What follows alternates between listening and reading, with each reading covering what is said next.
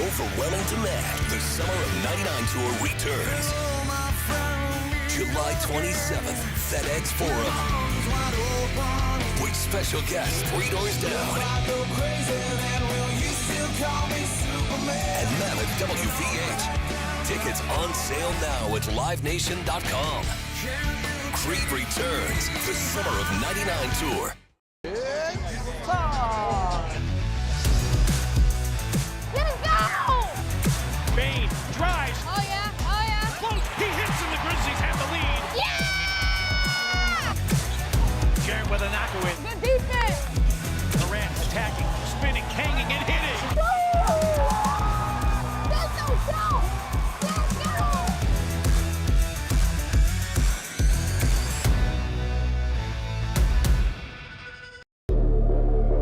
There's nothing like playoff basketball. Boy, nothing like playoff basketball in Memphis. The atmosphere of a Grizzlies playoff game is super exciting. Oh my God, it's absolutely electric. I love seeing the crowd out. Everybody's just screaming their heads off. You feel like you're in a movie. People are down here. Everyone's got on their Grizz gear. The city's excited. Everybody's excited to watch. There's really nothing like it, and I really can't wait. Sonic Radio. Welcome back to Sonic RNDIO. That spells radio with me, the CIO. This just in, the new Sonic $1.99 menu lets you build a crave-worthy meal for just $1.99 an item, whether that's a creamy shake, crispy tots, or a quarter-pound double cheeseburger. This just out. Ostriches. They're mean, not very cute, and in my opinion, way too big for a bird. Don't miss the Sonic Fun 99 menu. 5 items, always $1.99. Live free, eat Sonic. Tax not included. See menu for details. Thanks for showing up, Memphis. Nothing beats catching your Grizzlies IRL, and nobody knows that better than you. So next time you want to hit up a game, Ticketmaster's got your back with tickets to every upcoming matchup. Whether you're catching the Grizzlies at home or on the road, you'll find tickets at Ticketmaster, the official ticket marketplace of the Memphis Grizzlies and the NBA. Keep putting that jersey collection to use and get Grizzlies tickets today. There's no better brag than saying you saw it live. See you courtside again soon, Memphis. Tony was the defensive guy, but Zebo was the offensive guy. So you could speak to this. It's way worse when you're getting doubled, Yeah, right? you got triple. I had went through that for it. When I was in Portland. You had me on the team. You got triple. You hear me, Rose? You can't talk about double. You got to talk about triple. You got triple teams. This man was scoring on 3 dudes. Swing, TA. The Chris Vernon Show, live on weekdays at noon on YouTube at Grind City Media and the official Grind City Media app. The new issue of Slam, the cover dropped, and it is our friend Jaren Jackson Jr. on the cover. And shout out to you, Lane. Yeah. You kept, well, I mean, we knew about it, but you kept this a secret the whole time. Yeah. So shout out to you for I wrote putting this story. together. We did the photo shoot a couple weeks ago here on a Sunday afternoon in the practice court. The Sneak Fest show, live Tuesdays at 2 p.m. on Grind City Media on X, YouTube, and the official Grind City Media mobile app. We touched on this earlier, the panel here, about what really has been the mainstay of the Grizzlies, and that's Jaren Jackson Jr. Trip has just been awesome. He's posting guys up. He's stronger than he's ever been. He's physical, and he's scoring all type of ways. Hey, Grizzlies fans, be sure to tune in to Grizzbeat, where the panel and I break down all things Grizzlies and take a look at the rest of the NBA as well. The show is live every Wednesday, 2 p.m. on YouTube at Grind City Media and the official Grind City Media app.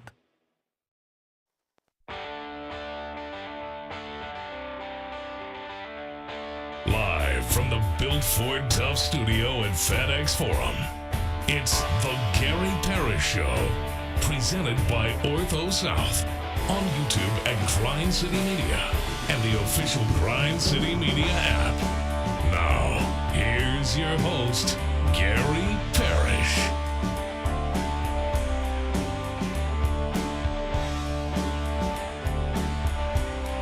All right. I'm here. My name is Gary Parrish, speaking to you from the Built Ford Tough studio, FedEx Forum, downtown Memphis. Bennett Doyle's right there producing the program. Glad he's with me. Glad you're with me. Hope you're getting through the day best you can.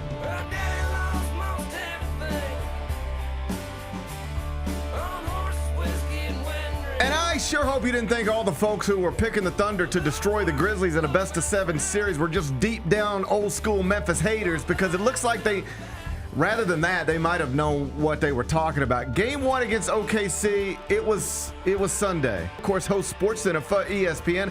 I'll talk to him about our Memphis Grizzlies and that 51-point loss in Oklahoma City. Michael Eaves going to be here about 20 minutes. Finish talking to Mike, take a break, come back, do 5 more things you need to know, at which point we're going to discuss 5 previously undiscussed stories. Among them, NBA legend Phil Jackson decided he needed to take a stand against the NBA on X this weekend. Dude posted for the first time in 14 months, and I'll tell you what he's weirdly bothered by in about 40 minutes. Former Tennessee quarterback Nico Iamaleava is officially headed to UCLA.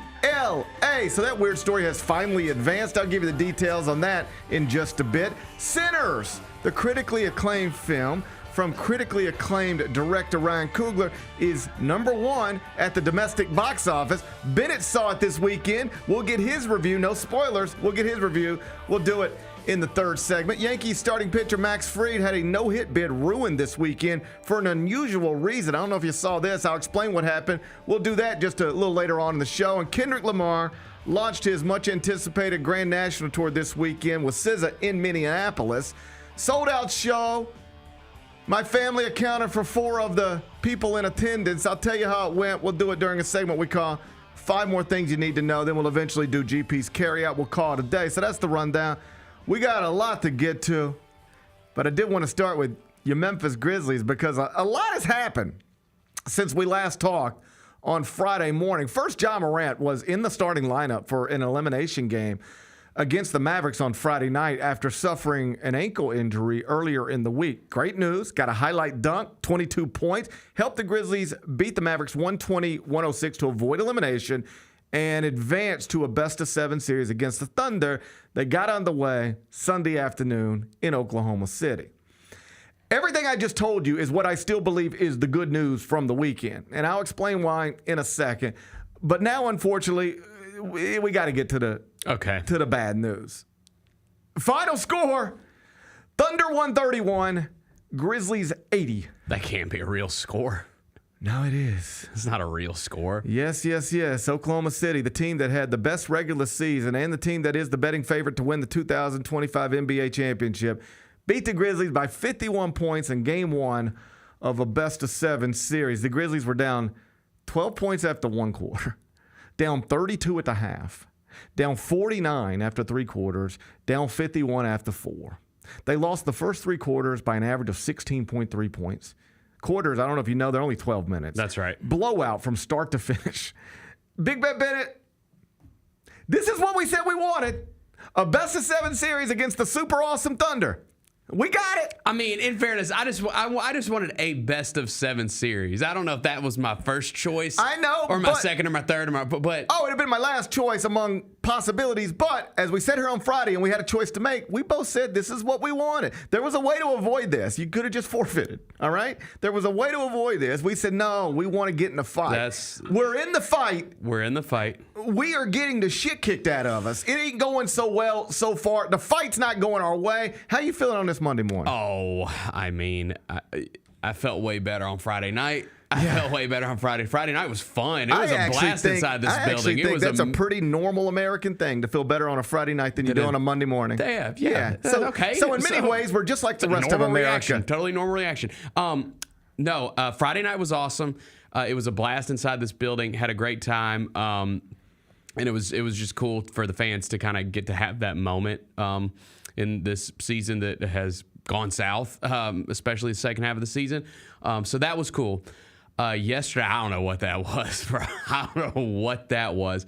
I'm not gonna sit here and act like you see people say, hey, it's a basketball game. Anything can happen in these series. It doesn't look like that. It doesn't look like anything can happen. I'm not gonna sit here and act like I thought that they were gonna go shock the world and beat the #1 seed Oklahoma City Thunder, who won 68 games. I'm not very big difference between shocking the world and embarrassing yourself. Like if we put shocking the world over here and we put embarrassing yourself over here, there's like a lot of space in here where you could land. And buddy, they skipped all this part. So I'm not gonna sit here and act like I thought that they were like gonna win Game 1 yesterday. I didn't think they were going to lose like that. And let me tell you why you didn't think they were going to lose like that. Because no one does ever. Because you could put basically any NBA team against basically any NBA team, and you're never supposed to see that game decided by 51 points. That's not supposed to happen. No. And it's especially not supposed to happen when your 3 best players are healthy. Correct. That was rough. It was rough from the jump. As bad as it gets. Yep. It was rough, and it was rough from the jump. I hope you're right. It's as bad as it gets, because if it gets worse, oh boy. I don't think you can get worse than that. I don't think you can get worse. I agree, but be careful. Okay, fine. I agree. Right. I agree, Hey, but be careful. Hey, I don't want to bet. I can't bet, but I would be willing to. I will say I do not think they're going to lose by 50 again this series. How about that for some positivity on this Monday morning? I do not think they will lose by 50 again in this series. You can mark my words. I'm going to mark your words. You can mark my words. They're not going to lose by 50 again in this series. Here's the sad thing about those words, though, is that is now where we're putting the bar without properly understanding. You could say that about every team in the playoffs right now, that you don't think any of them will lose by 50 the rest of the way. Any team in the playoffs, you could just say, I don't think any of them will lose by 50 points again.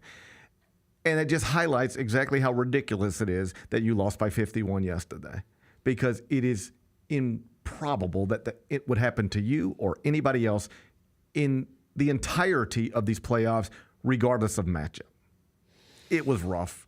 And it was rough from the jump. It was rough. So when something like what happened Sunday happens to a franchise like the Grizzlies, it automatically restarts old conversations. In this case, specifically, a conversation about whether the Grizzlies should have essentially tanked the play-in game against the Mavericks to avoid getting embarrassed by the Thunder, and also to keep a first-round pick that was only lottery protected. Bennett, last week, we both said no. We both said you try to win the game because you want to be in the fight. We were consistent on this. Now I ask this question from an honest place. Mm-hmm. Did watching our NBA franchise lose by 51 points on national television on the day the good book tells us Christ was resurrected, does that do anything to change your opinion? No. Does the fact that the Grizzlies are 14.5-point underdogs in Game 2 do anything to change your opinion? No. Does the fact that an OKC sweep is now minus 106 in the betting markets, like quite literally the expected outcome, does that do anything to change your opinion? Because that means that a sweep, again, is the most likely outcome. It's not even like, man, they might get swept. It's the expected outcome.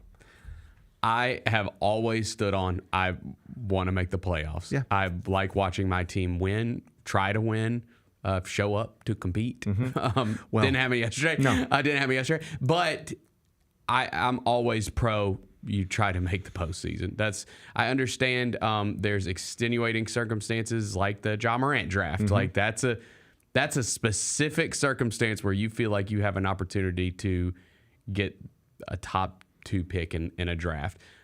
This was not that circumstance this year. I am always team make the playoffs. I think tanking is a real thing. It can be beneficial. And I'm not even somebody who says there's no way you should even consider tanking a play-in game when it's literally win and you're in, lose and you're out. Like, you're that close to it. We're not talking about tanking 2 months of a season. We're talking about a single game. I'm not even somebody who tells you there's no scenario where I might consider that, because there is a scenario. And you know what that scenario would be? If Ja Morant and Jaren Jackson were both hurt and out and going to be unavailable for the playoffs, at that point, I might sit Desmond Bane down on Friday night and say, we're not going anywhere with these 2 guys in street clothes anyway. Like, there's just no hope. So I can wrap my head around tanking a play-in game under different circumstances, but not these. No, you have your guys. Yes, and I think you got to give it a shot. Personally, I still think you just want to be in the fight. I am not ignorant to the other argument. I'm also not dismissive of it. Like, I'm not somebody who says if you believe that, you're stupid. I understand it. I don't think you're stupid if you subscribe to it. I just disagree. Mostly because I believe when it comes to stuff like this, there are things that matter that do not show up in algorithms. And please don't interpret that as me being anti-analytics. I'm the same dude who talks to you about KenPom 8 days a week. Been doing it for years. Right. That's not this. When it comes to this, Yes, I understand the cost of losing a lottery pick. I get it. I just wonder if you get my position, whether you understand the cost of telling 3 all-star level players who believe, accurately or not, that they can still flip a switch, win healthy, and beat anybody. I wonder whether you understand that telling them they need to essentially forfeit a chance to make the playoffs and by extension, a chance to advance in the playoffs. I wonder if you understand that comes with a cost too. I understand the cost of losing a lottery pick. Do you understand the cost of telling your 3 healthy stars to quit? Because there's a cost in that. Mm-hmm. You cannot account for that on a spreadsheet. But trust me, it costs something. Beyond that, I still would just rather be in the fight. If you're in it, you have a chance to win it. If you're not in it, you can't. If you're in it, even if you lose, you have a chance to learn something about yourself. If you're not in it, you can't, and then you can continue to lie to yourself about your reality. And on that note, let's make one thing really clear. If this best-of-7 series turns into a 4-game sweep that looks and feels like what we just watched on Sunday, it becomes impossible or at least very difficult to defend just running things back with all the main actors remaining in their roles. Players, coaches, everybody. Just about everything probably should be on the table. Even ending up in this stupid 1 versus 8 series against Oklahoma City is a major failure. We've been over that.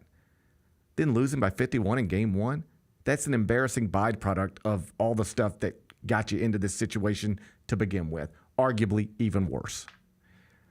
I'm sorry, I'm never going to move the goalpost. I don't do it. Coming into this season, this franchise, from the top down, was talking about a championship window. All right?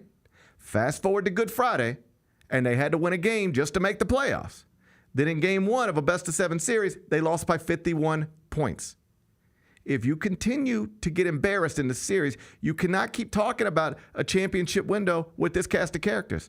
I mean, you can, but nobody will believe it, except for the most gullible. Brandon Clark is great.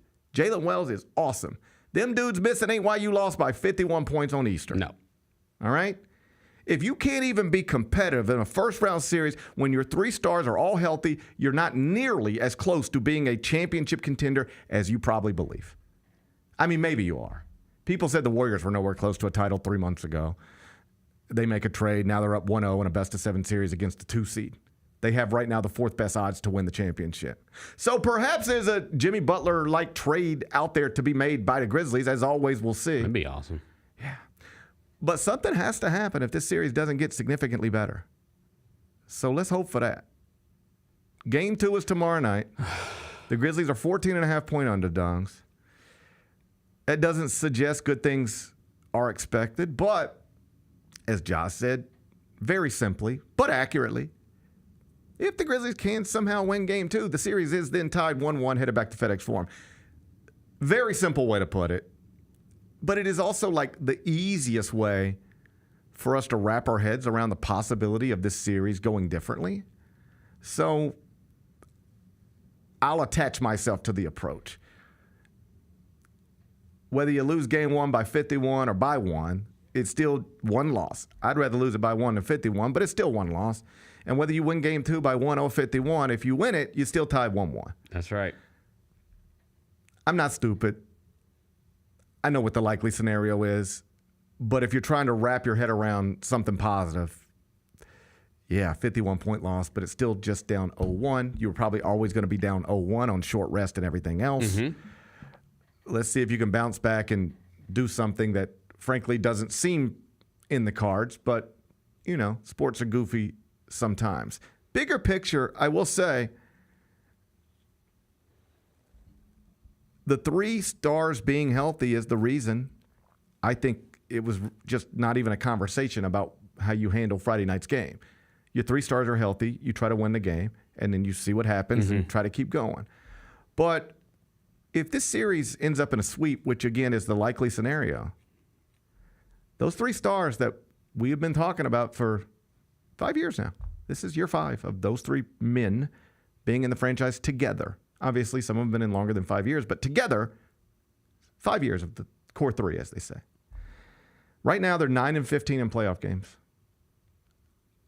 most recent one, a 51-point loss.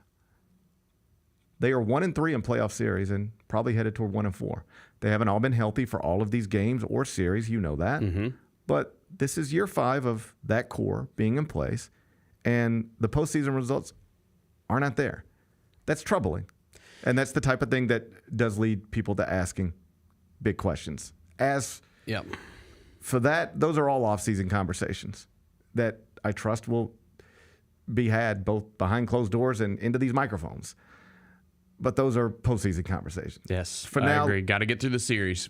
Let's just head to Tuesday night and see if there's a way to make that game much more competitive than Game 1 was, because Game 1 obviously wasn't at all. I'll ask Michael Eaves about it. He's up next. Grizzlies fans know it's the team that gives you the edge. Big River Steel does too. And much like the Grizzlies have recruited legendary talent, we want you to be part of our team. Are you ready to be part of something legendary? Then visit www.bigriversteel.com. That's www.bigriversteel.com.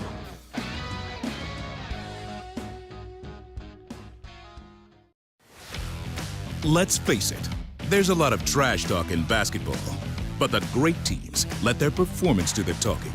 Like Ford F-150 with Pro Power on board, a class-exclusive industry-first feature that turns your truck into a mobile generator and leaves the competition speechless. Ford F-150, official truck of the Grizzlies. Greatness starts here at your Mid-South Ford dealer. Class is full-size pickups under 8,500 pounds, GVWR. Kroger shoppers and Grizz fans, want exclusive last-minute discounted ticket deals texted straight to you during the Grizzlies 2024-2025 season? Sign up with the new Kroger Buzzer Beater deal. Fans can sign up by texting Grizz to 636-479 or visit your local Kroger store in the Delta Division and scan the QR code. By signing up, you agree to receive recurring automated promotional and personalized marketing text messages from the Memphis Grizzlies. Consent is not a condition of any purchase. Message frequency varies. Message and data rates may apply. There's nothing like playoff basketball. Boy, nothing like playoff basketball in Memphis. The atmosphere of a Grizzlies playoff game is super exciting. Oh my God, it's absolutely electric. I love seeing the crowd out. Everybody's just screaming their heads off. You feel like you're in a movie. People are down here. Everyone's got on their Grizz gear. The city's excited. Everybody's excited to watch. There's really nothing like it, and I really can't wait. Sonic Radio. Welcome back to Sonic RNDIO. That spells radio with me, the CIO. This just in, the new Sonic $1.99 menu lets you build a crave-worthy meal for just $1.99 an item. Whether that's a creamy shake, crispy tots, or a quarter-pound double cheeseburger. This just out. Ostriches. They're mean, not very cute, and in my opinion, way too big for a bird. Don't miss the Sonic Fun 99 menu. 5 items, always $1.99. Live free, eat Sonic. Tax not included. See menu for details. Thanks for showing up, Memphis. Nothing beats catching your Grizzlies IRL, and nobody knows that better than you. So next time you want to hit up a game, Ticketmaster's got your back with tickets to every upcoming matchup. Whether you're catching the Grizzlies at home or on the road, you'll find tickets at Ticketmaster, the official ticket marketplace of the Memphis Grizzlies and the NBA. Keep putting that jersey collection to use and get Grizzlies tickets today. There's no better brag than saying you saw it live. See you courtside again soon, Memphis. We touched on this earlier, the panel here, about what really has been the mainstay of the Grizzlies, and that's Jaren Jackson Jr. Trip has just been awesome. He's posting guys up. He's stronger than he's ever been. He's physical, and he's scoring all type of ways. Hey, Grizzlies fans, be sure to tune in to Grizzbeat, where the panel and I break down all things Grizzlies and take a look at the rest of the NBA as well. The show is live every Wednesday, 2 p.m. on YouTube at Grind City Media and the official Grind City Media app. We will get into all things Grizzlies, but first and foremost, a big congratulations to the Memphis Tigers for locking up at least a share of the AAC title. First time since joining the American Athletic Conference that they are regular season conference champs. Tune in to the Jessica Benson Show with CJ Hurt, live every weekday at 8 a.m. on YouTube at Grind City Media and the official Grind City Media app.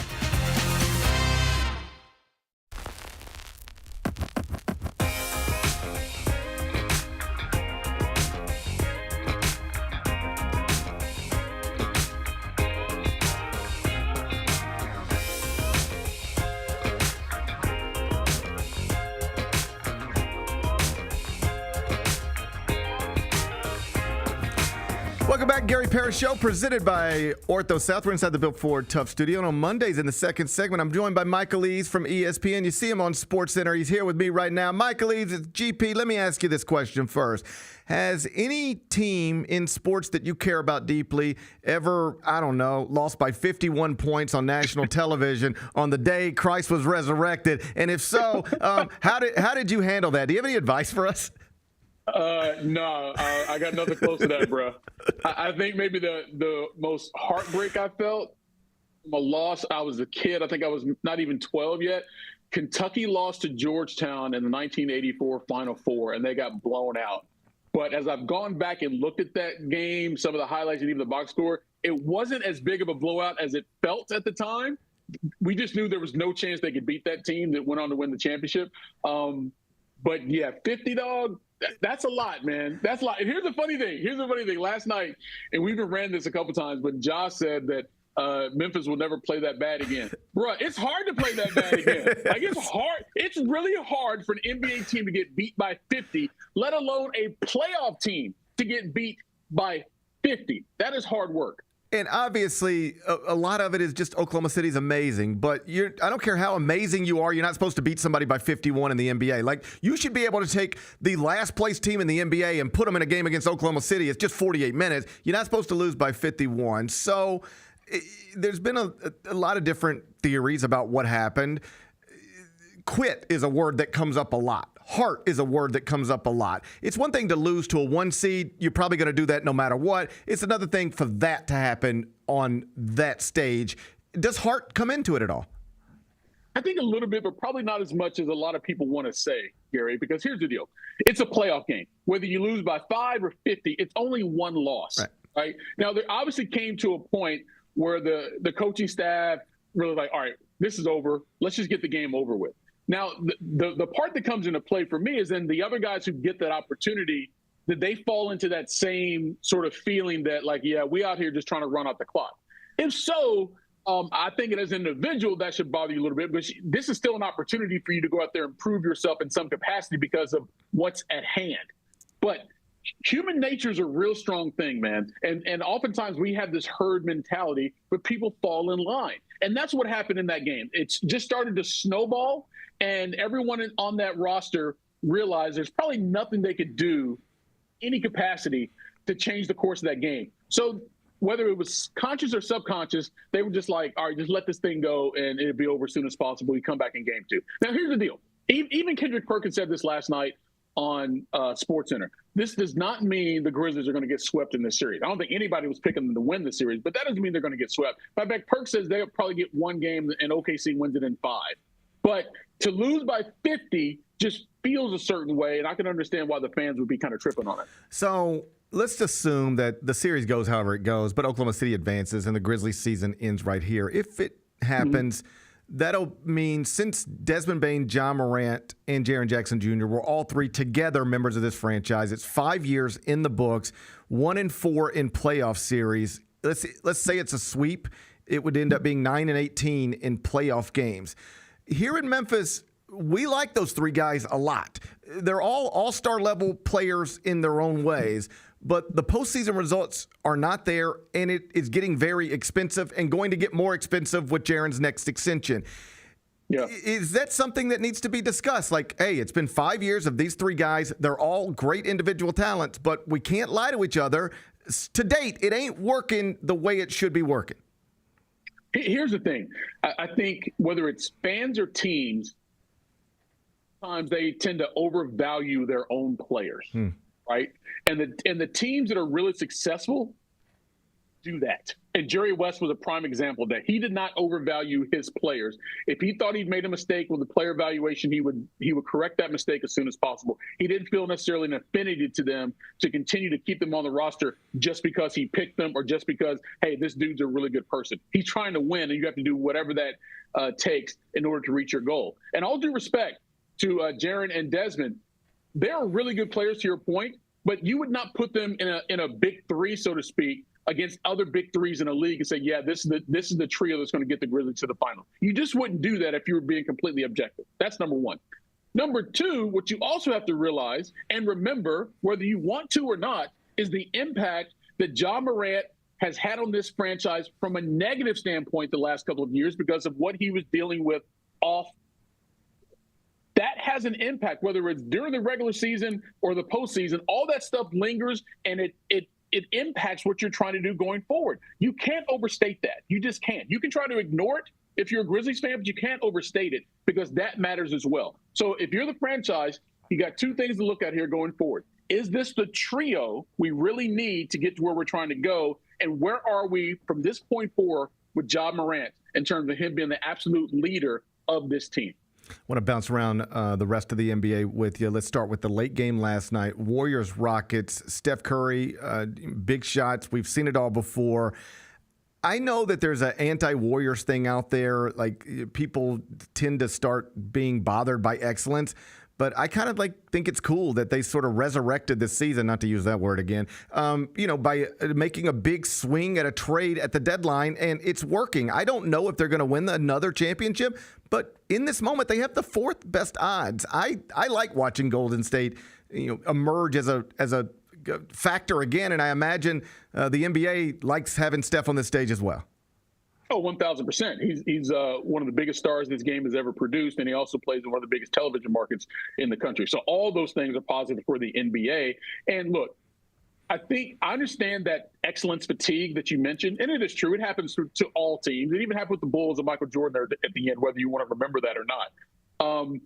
But what they did was they did not just sit back and say, all right, well, the whole Splash Brothers era is over, and maybe just let, Steph go out on a retirement tour. No, they're like, all right, we're going to try this one more time and do something big. And they probably got the ideal fit for what this iteration of the Warriors needs the most and what Steph Curry needs at this stage of his career the most. And that is Jimmy Butler, a dude that would do all the things, a dude that you can count on, a dude that has led a team before to the NBA Finals that probably didn't have the roster necessarily that would tell you to get there.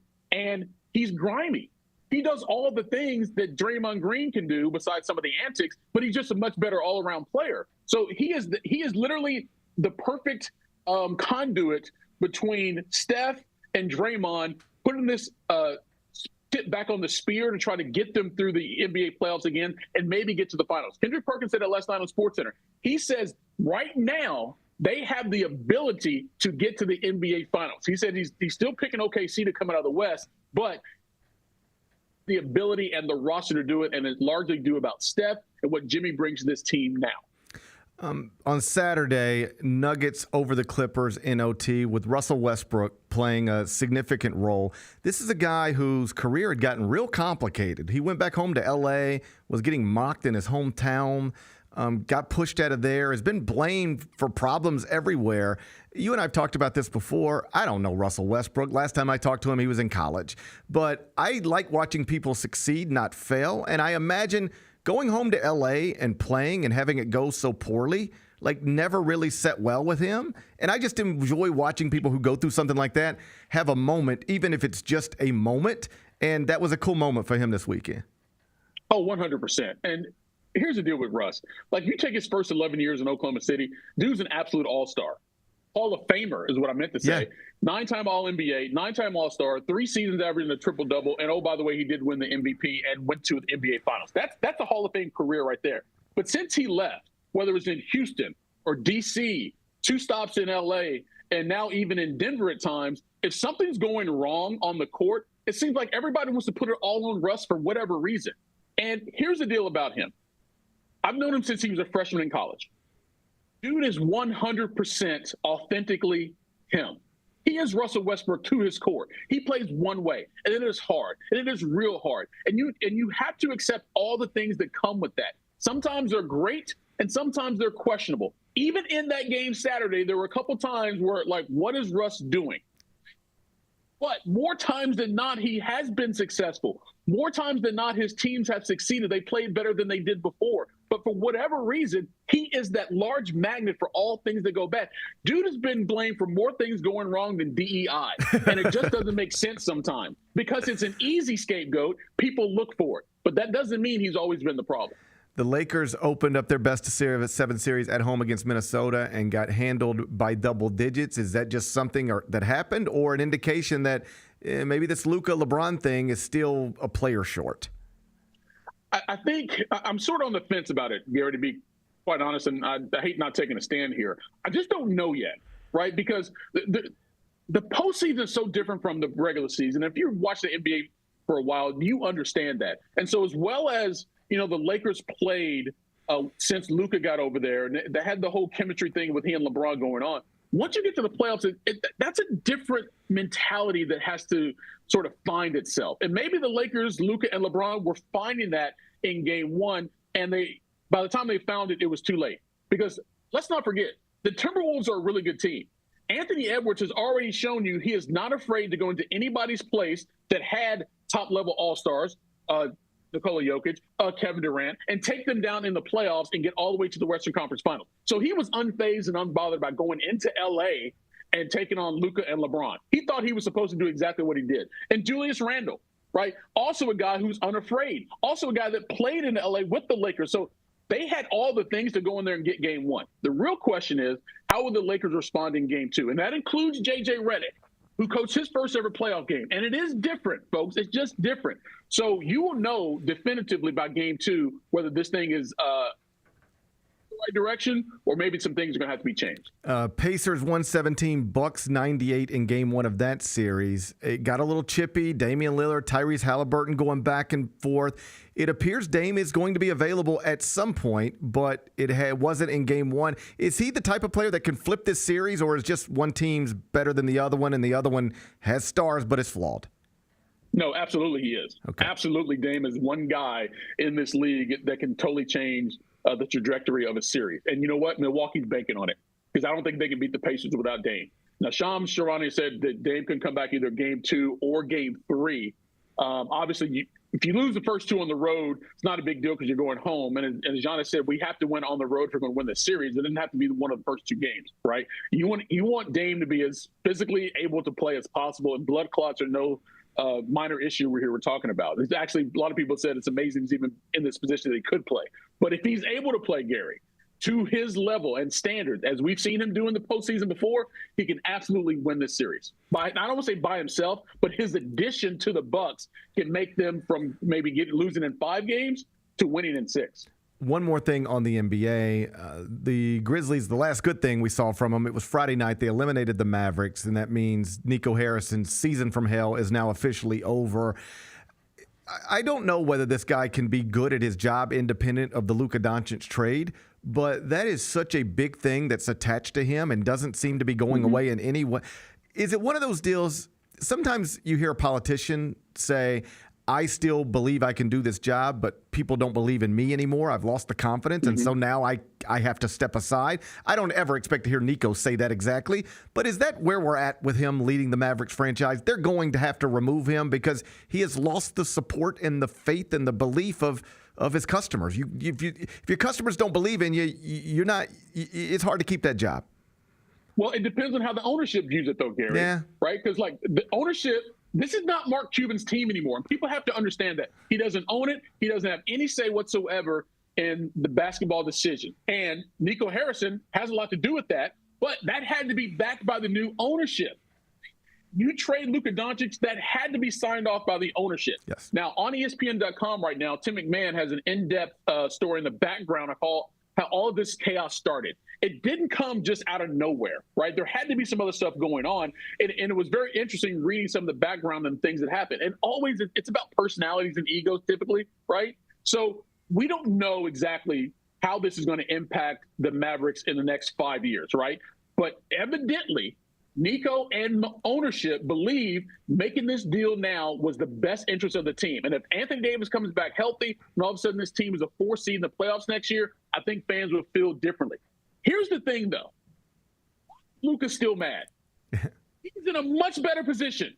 He is in Los Angeles. He is going to be the face of that franchise for the next 10 years. Why are you mad, bro? Like, I understand the heartbreak at the beginning because it caught you blindsided and you felt sort of betrayed or something. But sometimes you got to stop, turn around, look where you are, and look where you came from. You were in Los Angeles playing for the Lakers with LeBron James.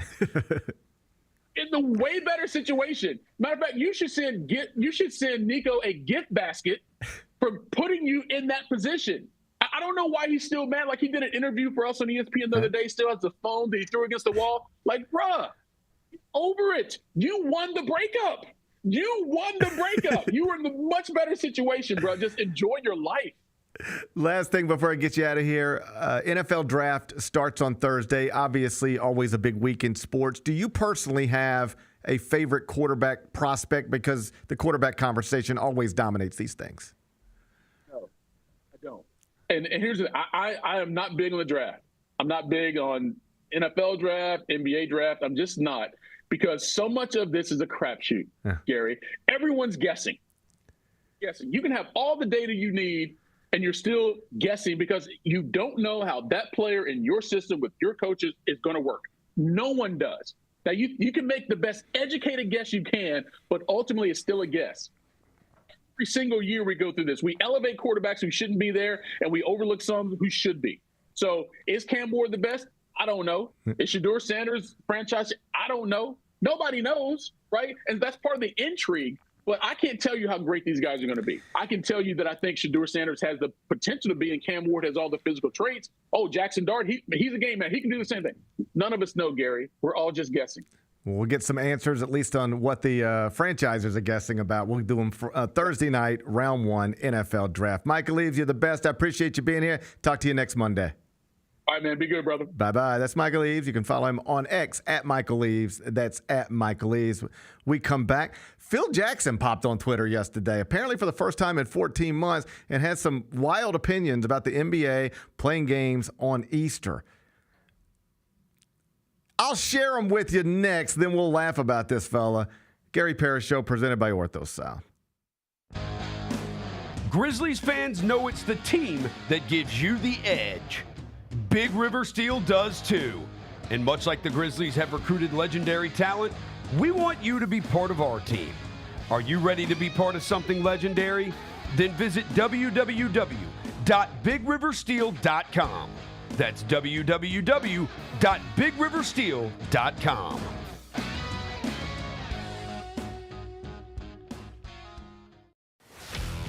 Let's face it, there's a lot of trash talk in basketball. But the great teams let their performance do the talking. Like Ford F-150 with Pro Power on board. A class-exclusive industry-first feature that turns your truck into a mobile generator and leaves the competition speechless. Ford F-150, official truck of the Grizzlies. Greatness starts here at your Mid-South Ford dealer. Class is full-size pickups under 8,500 pounds, GBWR. Kroger shoppers and Grizz fans, want exclusive last-minute discounted ticket deals texted straight to you during the Grizzlies 2024-2025 season? Sign up with the new Kroger Buzzer Beater deal. Fans can sign up by texting Grizz to 636-479 or visit your local Kroger store in the Delta Division and scan the QR code. By signing up, you agree to receive recurring automated promotional and personalized marketing text messages from the Memphis Grizzlies. Consent is not a condition of any purchase. Message frequency varies. Message and data rates may apply. Shinedown. Dance Kid Dance Tour. Live in Memphis. FedEx Forum Saturday, August 30th. With special guests, Bush and Morgan Wade. Get tickets now at livenation.com. Shinedown, live in concert. For more, visit shinedown.com. Double your chances to win all month long in March with 2 big promotions. On Fridays, embrace the madness and win a share of $150,000 in cash and free play. On Saturdays, starting March 8th, go for the gold and win your share of up to $10,000 in cash and free play in the $80K Fool's Gold giveaway. Enjoy live entertainment all month long and play for your chance to win big in March only at Southland Casino Hotel. Must be 21 or up. Play responsibly. For help quitting, call 800-522-4700. Grizzlies fans, dunks, dimes, and no-looks are great on TV, but nothing compares to catching them IRL. And that starts with buying tickets at Ticketmaster, the official ticket marketplace of the Memphis Grizzlies and the NBA. Ticketmaster gets you to the game so you can catch every highlight in person. From seeing your favorite Grizzly stars up close to hearing the squeak of the sneakers on the hardwood. Put that jersey collection to use and get tickets at Ticketmaster. There's no better brag than saying you saw it live. See you courtside, Memphis. I never in a million years would have ever thought that John Cena's final run would be as a heel. I love it. I love it. Once they saw this from The Rock. They knew it. Everybody knew it except for Cody, which was so good. Great camera work by And then the WWE. kick. Yeah, I don't think WWE gets enough credit for the camera work and the production quality. I mean, it is incredible. Tune in to Grind City Wrestling weekly on the Grind City Media app and on the Grind City Media YouTube channel. Debo traded from San Francisco to the Commanders for a 5th round pick. There's no other sport where you would get a player of his ilk for a 5th round pick. Over under total yards for Debo. If they set it at 1,000, you think he hits that over? Total yards? Total yards from scrimmage, total yards. Yes. Okay. Yes. The Odds Couple, live at 2 p.m. on YouTube at Grind City Media and the official Grind City Media app.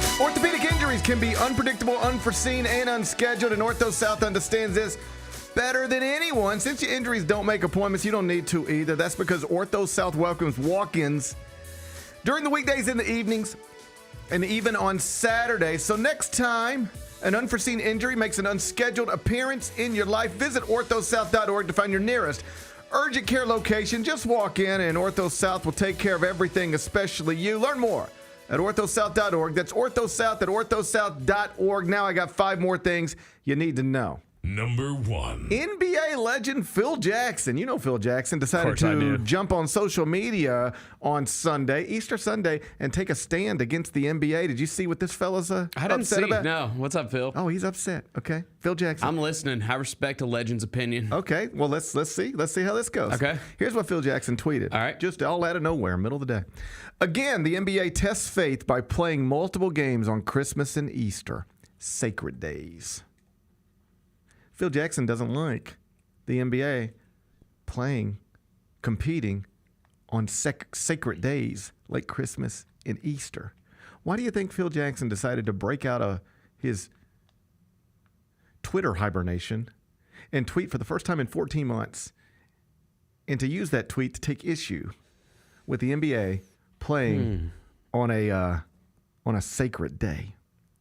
Is that why we lost by 51 yesterday? I don't think Was it blasphemous to be playing basketball yesterday? Certainly not for Oklahoma City. Was God punishing us? He wasn't punishing Oklahoma City. Yeah. So it doesn't. The argument doesn't work. Didn't punish Steph Curry. I felt like I was being punished by someone. You want to hear an actual thing my 8-year-old said to my wife last night as we were watching the end of Warriors Rockets? What? We watch WrestleMania. We fly home. We watch WrestleMania, and then we're watching Warriors Rockets. And you know what my 8-year-old son said to my wife? What? He said, "Mom, I wish you would have married somebody else." That's a hell of a thing to hear your 8-year-old say. Yeah. And, after you just took him to an awesome concert, yeah. But do you want to know why? He wishes that his mother would have had a relationship with somebody who could have. He wants to look like Steph Curry. That's what he said. Oh. He wishes that he looked like Steph Curry, and he wishes his mother would have had a relationship with somebody that could have better made him look like Steph Curry. Okay. I didn't even know how to take it.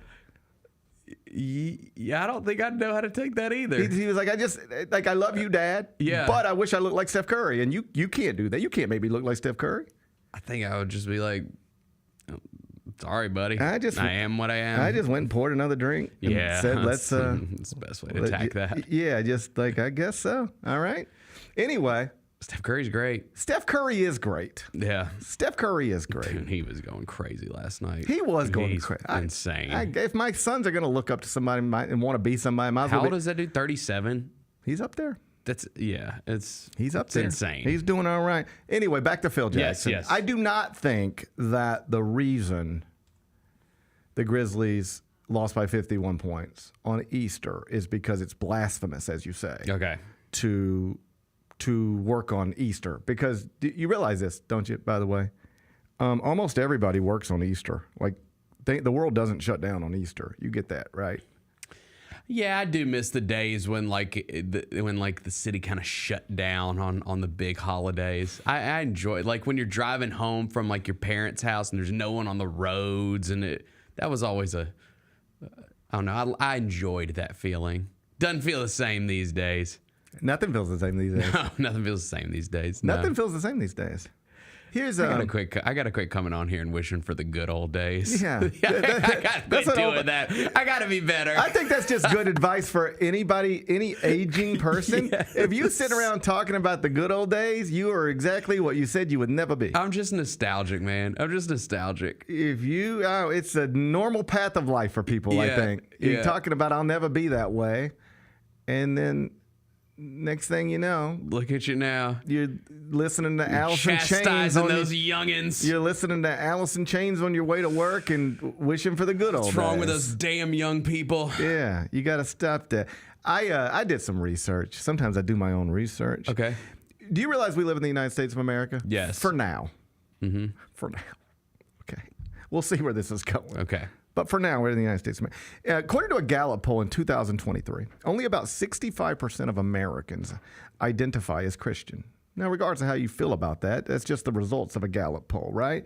That means there's like more than 100 million Americans who do not celebrate this holiday. Okay? Should we really not play basketball games? What are those 100 million people going to do? Well, no, that's a good point. That's a good point. Well, the other thing, too, is like we, as Americans, we enjoy watching big sporting events on holidays. That's a big deal. Which is why this is part of our culture. Which is why I don't even know what this guy's talking about. Is he losing his marbles? See, is Phil Jackson losing his marbles? No, Phil's stuck up in a cabin. We all have marbles. We all have marbles. Has he lost his? He's stuck up in a cabin in Montana, reminiscing about the good old days. That's why I've got to steer away from that. 79 years old. That's what happens. 79 years old. Where are his marbles? I think your marbles are in your head. I think my marbles are in my head. Where do you think Phil Jackson's marbles are right now? Has he lost his marbles? He might have. He was probably picking them up off the floor after watching that Grizzlies game yesterday. I think Phil Jackson might have lost his marbles because trivia time. Yeah. Trivia time. Okay. Phil Jackson. Who is decided goated. Sure. Legend. I mean, 13 championships, 11 as a coach, 2 as a player. Coached 2 of the GOATs. I'd say more of the GOATs. Mm-hmm. Yeah, more than 2 of the GOATs. I mean, coached a lot of GOATs. Yeah. A lot of GOATs this guy coached, all right? Goated, sure. Possible marble loser, though. And let me tell you why. On Easter 2025, 79-year-old Phil Jackson decided to take a stand against the NBA playing on sacred days. Trivia time. Okay. What year did the NBA first start playing games on Christmas? Oh, I'm going to be willing to guess it was around the time that he was the head coach of the LA Lakers. Put a year on it. We'll say 2001. The NBA started playing games on Christmas well before that. Okay. The actual year is 1997. Well before that. Really? Okay. So it was during his Bulls era. Before that. 1984. Before that. 1975. Before that. 1973. Way before that. Okay. The NBA wasn't even around. 1947. Okay. That ain't the NBA. We've been playing basketball games on Christmas since 1947. All right? We've been playing basketball games on Christmas since 1947. That was like Wilt putting up. That was Phil Jackson was 2 years old. There were basketball games on Christmas. Who's the most famous player in 1947? But we have been playing basketball on sacred holidays since Phil Jackson was 2 years old. What is he talking about? The NBA is a business. Most businesses operate on Easter, right? Mm-hmm. Like just yesterday. George Mikan. That was when George Mikan was dominating Christmas Day. Just yesterday, I did business with a hotel, with an airline, with restaurants, with stores. Those are just 4 types of businesses that I spent money with on Easter. Why shouldn't the NBA be in business on Easter if everybody else is in business on Easter outside Chick-fil-A? I'm with you. What are we talking They're the about? only ones that can get away with it. What do you mean they're the only ones that get away with it? Chick-fil-A. Yeah, but even that is like, I respect them. I respect their decision to rest. But I won't try to trick you into believing that I ain't never wanted a chicken sandwich on a Sunday. Mm-hmm. It is funny. We're always in these little baseball tournaments down in Oxford, and they have a concession stand, pretty good concession stand. They don't have enough windows. Line gets a little too long every once in a while, if you ask me. Yeah, dude, all right? those concession stands. Oh, buddy, like that. you end up standing in line for 20 minutes to get a ring pop. You ever stood in line for 20 minutes to get a kid a ring pop? What is the deal? Anything involving your kids in concession stands, it don't matter where, who, what, when, where, why. You're waiting in line 30 minutes, no matter where. We should hire the Chick-fil-A people to run concession stands. Just for youth, anything.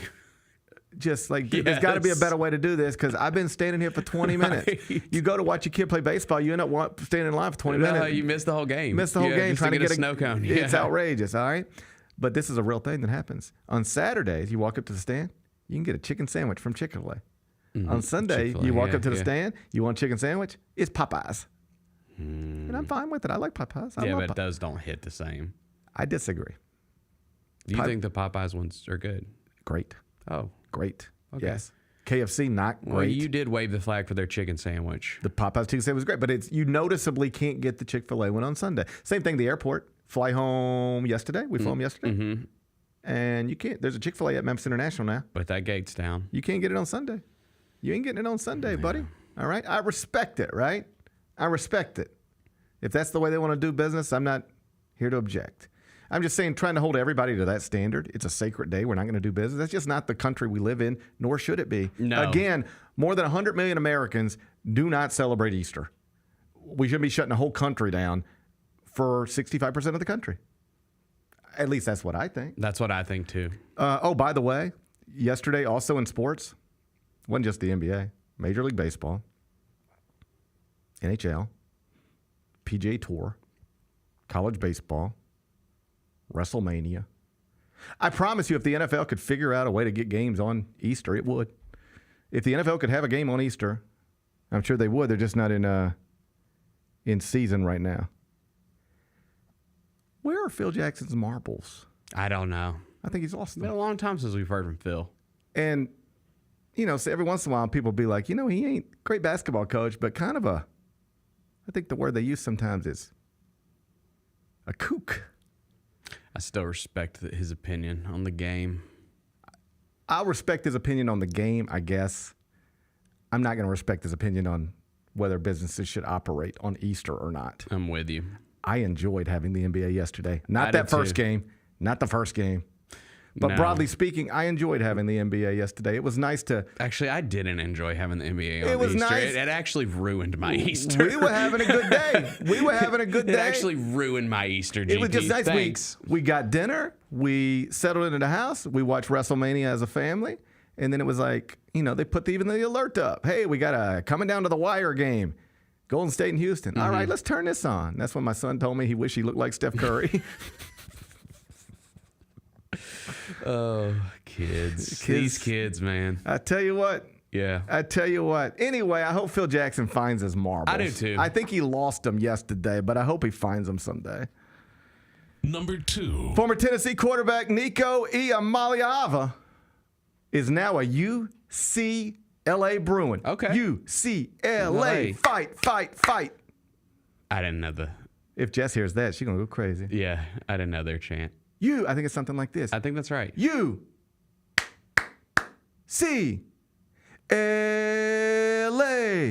UCLA. Fight. I think it's something like that. I got you.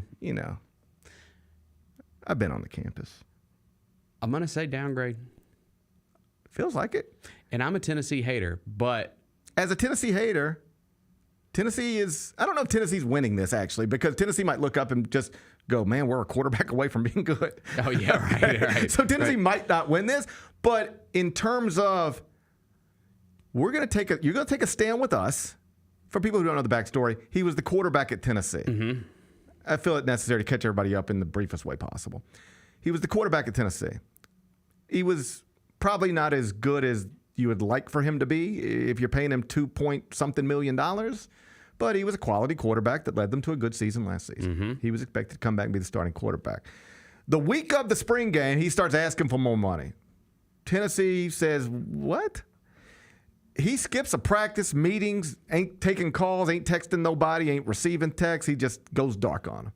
Next thing you know, he's like, you don't give me some money, more money, I'm out of here. They said, well, then you got to go, all right? And he entered the transfer portal. And very quickly, it became clear, man, whatever market he thought was out there for him is not there. Reportedly, he wanted $4 million because somebody else got $4 million somewhere else. And if they can get that, then maybe that's what I'm worth. And he didn't seem to check it all out very well.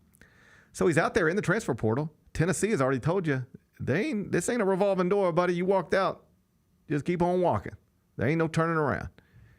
And other programs were like, I mean, we're interested in you playing quarterback for us, but we don't have $4 million to give you, or 3, or 2.5. Fast forward to the most recent reporting from SI.com. They do think he's going to get around $2 million from UCLA, but not quite the 2.2, 2.4 that he was getting from Tennessee. And either way, in California, that money's going to be taxed in a way different way than it is in Tennessee. Yeah, good point. So he will undeniably make less money playing football this season than he would have made had he just shut up and stayed in Knoxville. And he will also probably be playing for a worse team. So this is the definition of hustling backwards.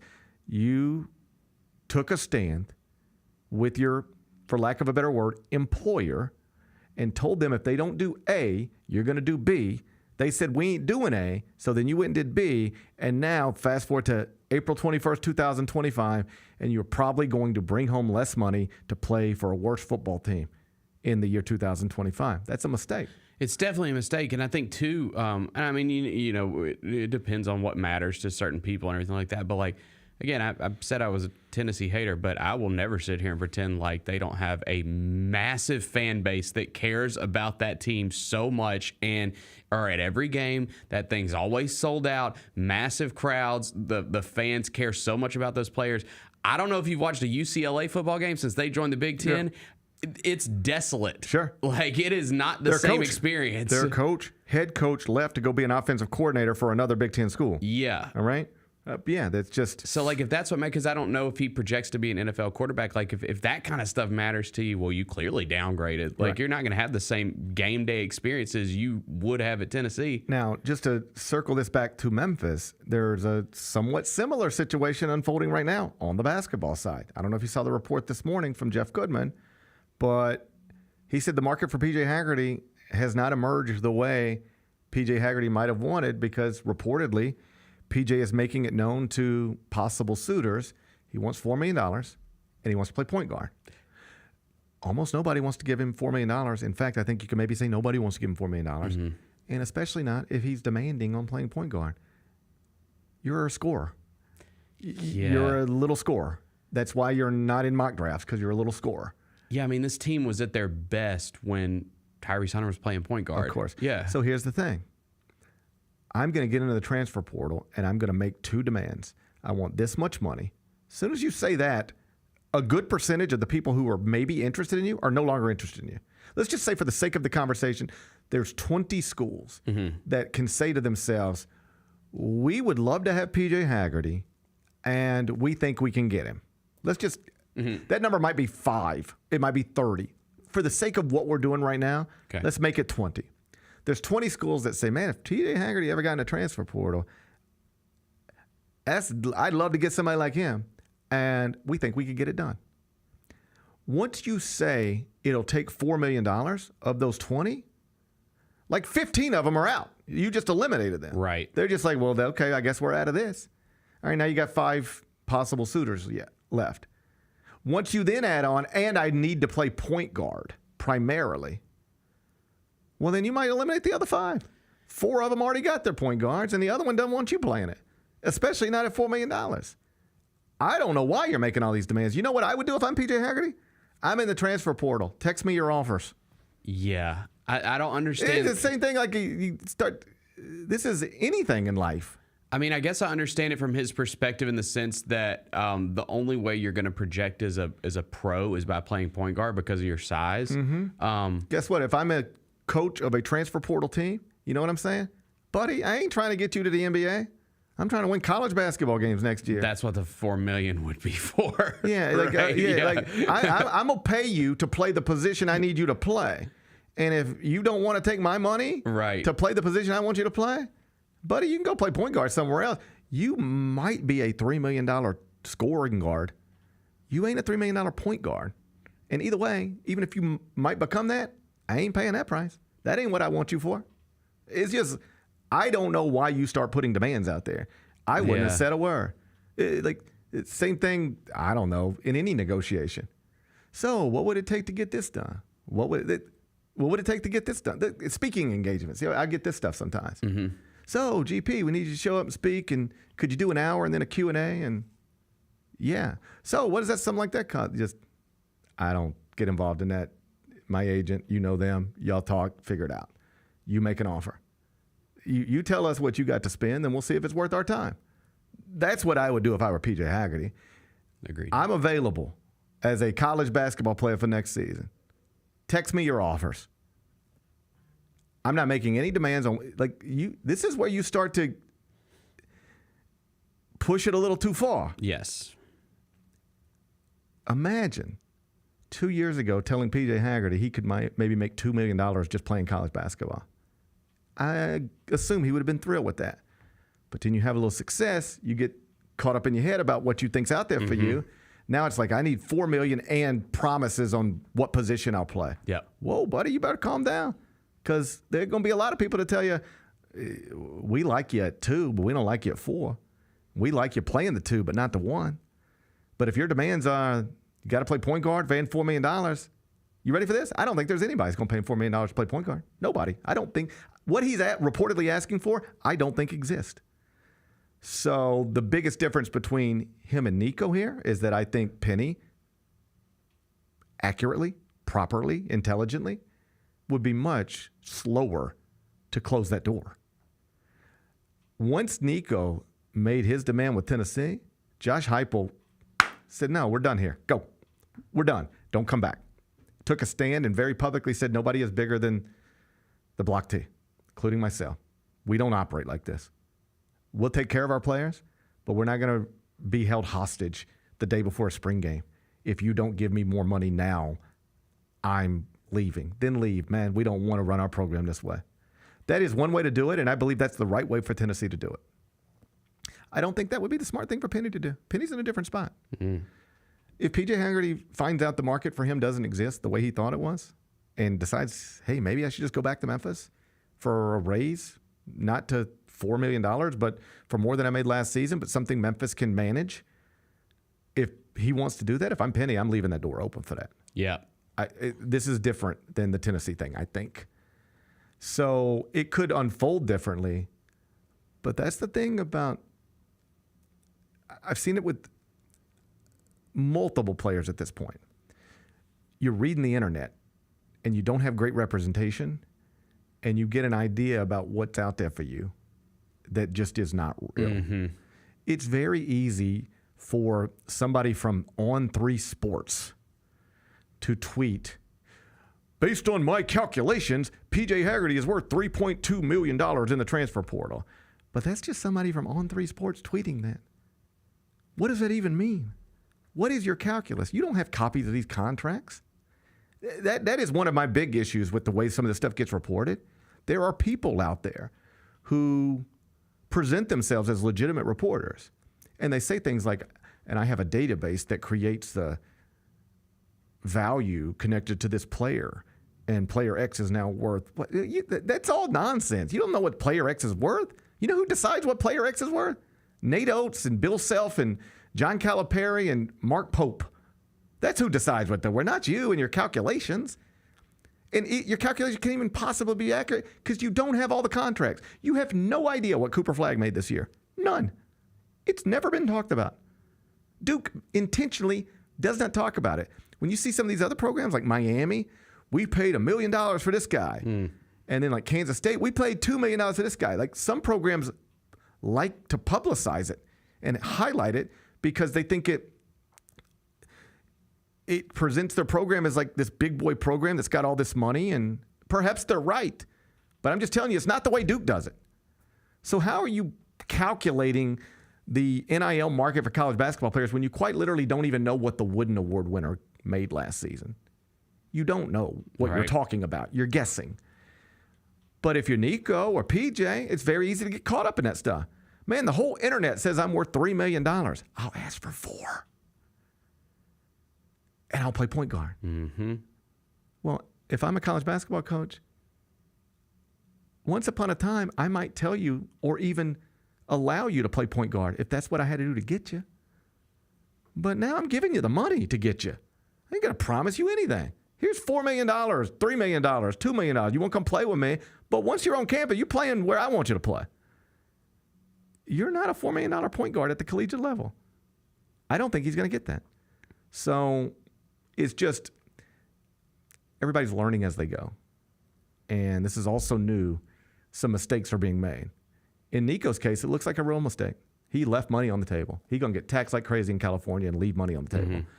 PJ hasn't really made a mistake yet. He can, I think, come back to Memphis, and like that still exists. I hope it does. It should.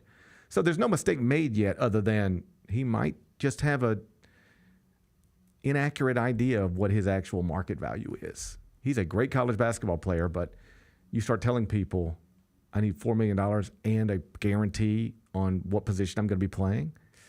It moves a lot of people out of the conversation, and that appears what might be happening with him. One last thing on all of this, and then we'll move on.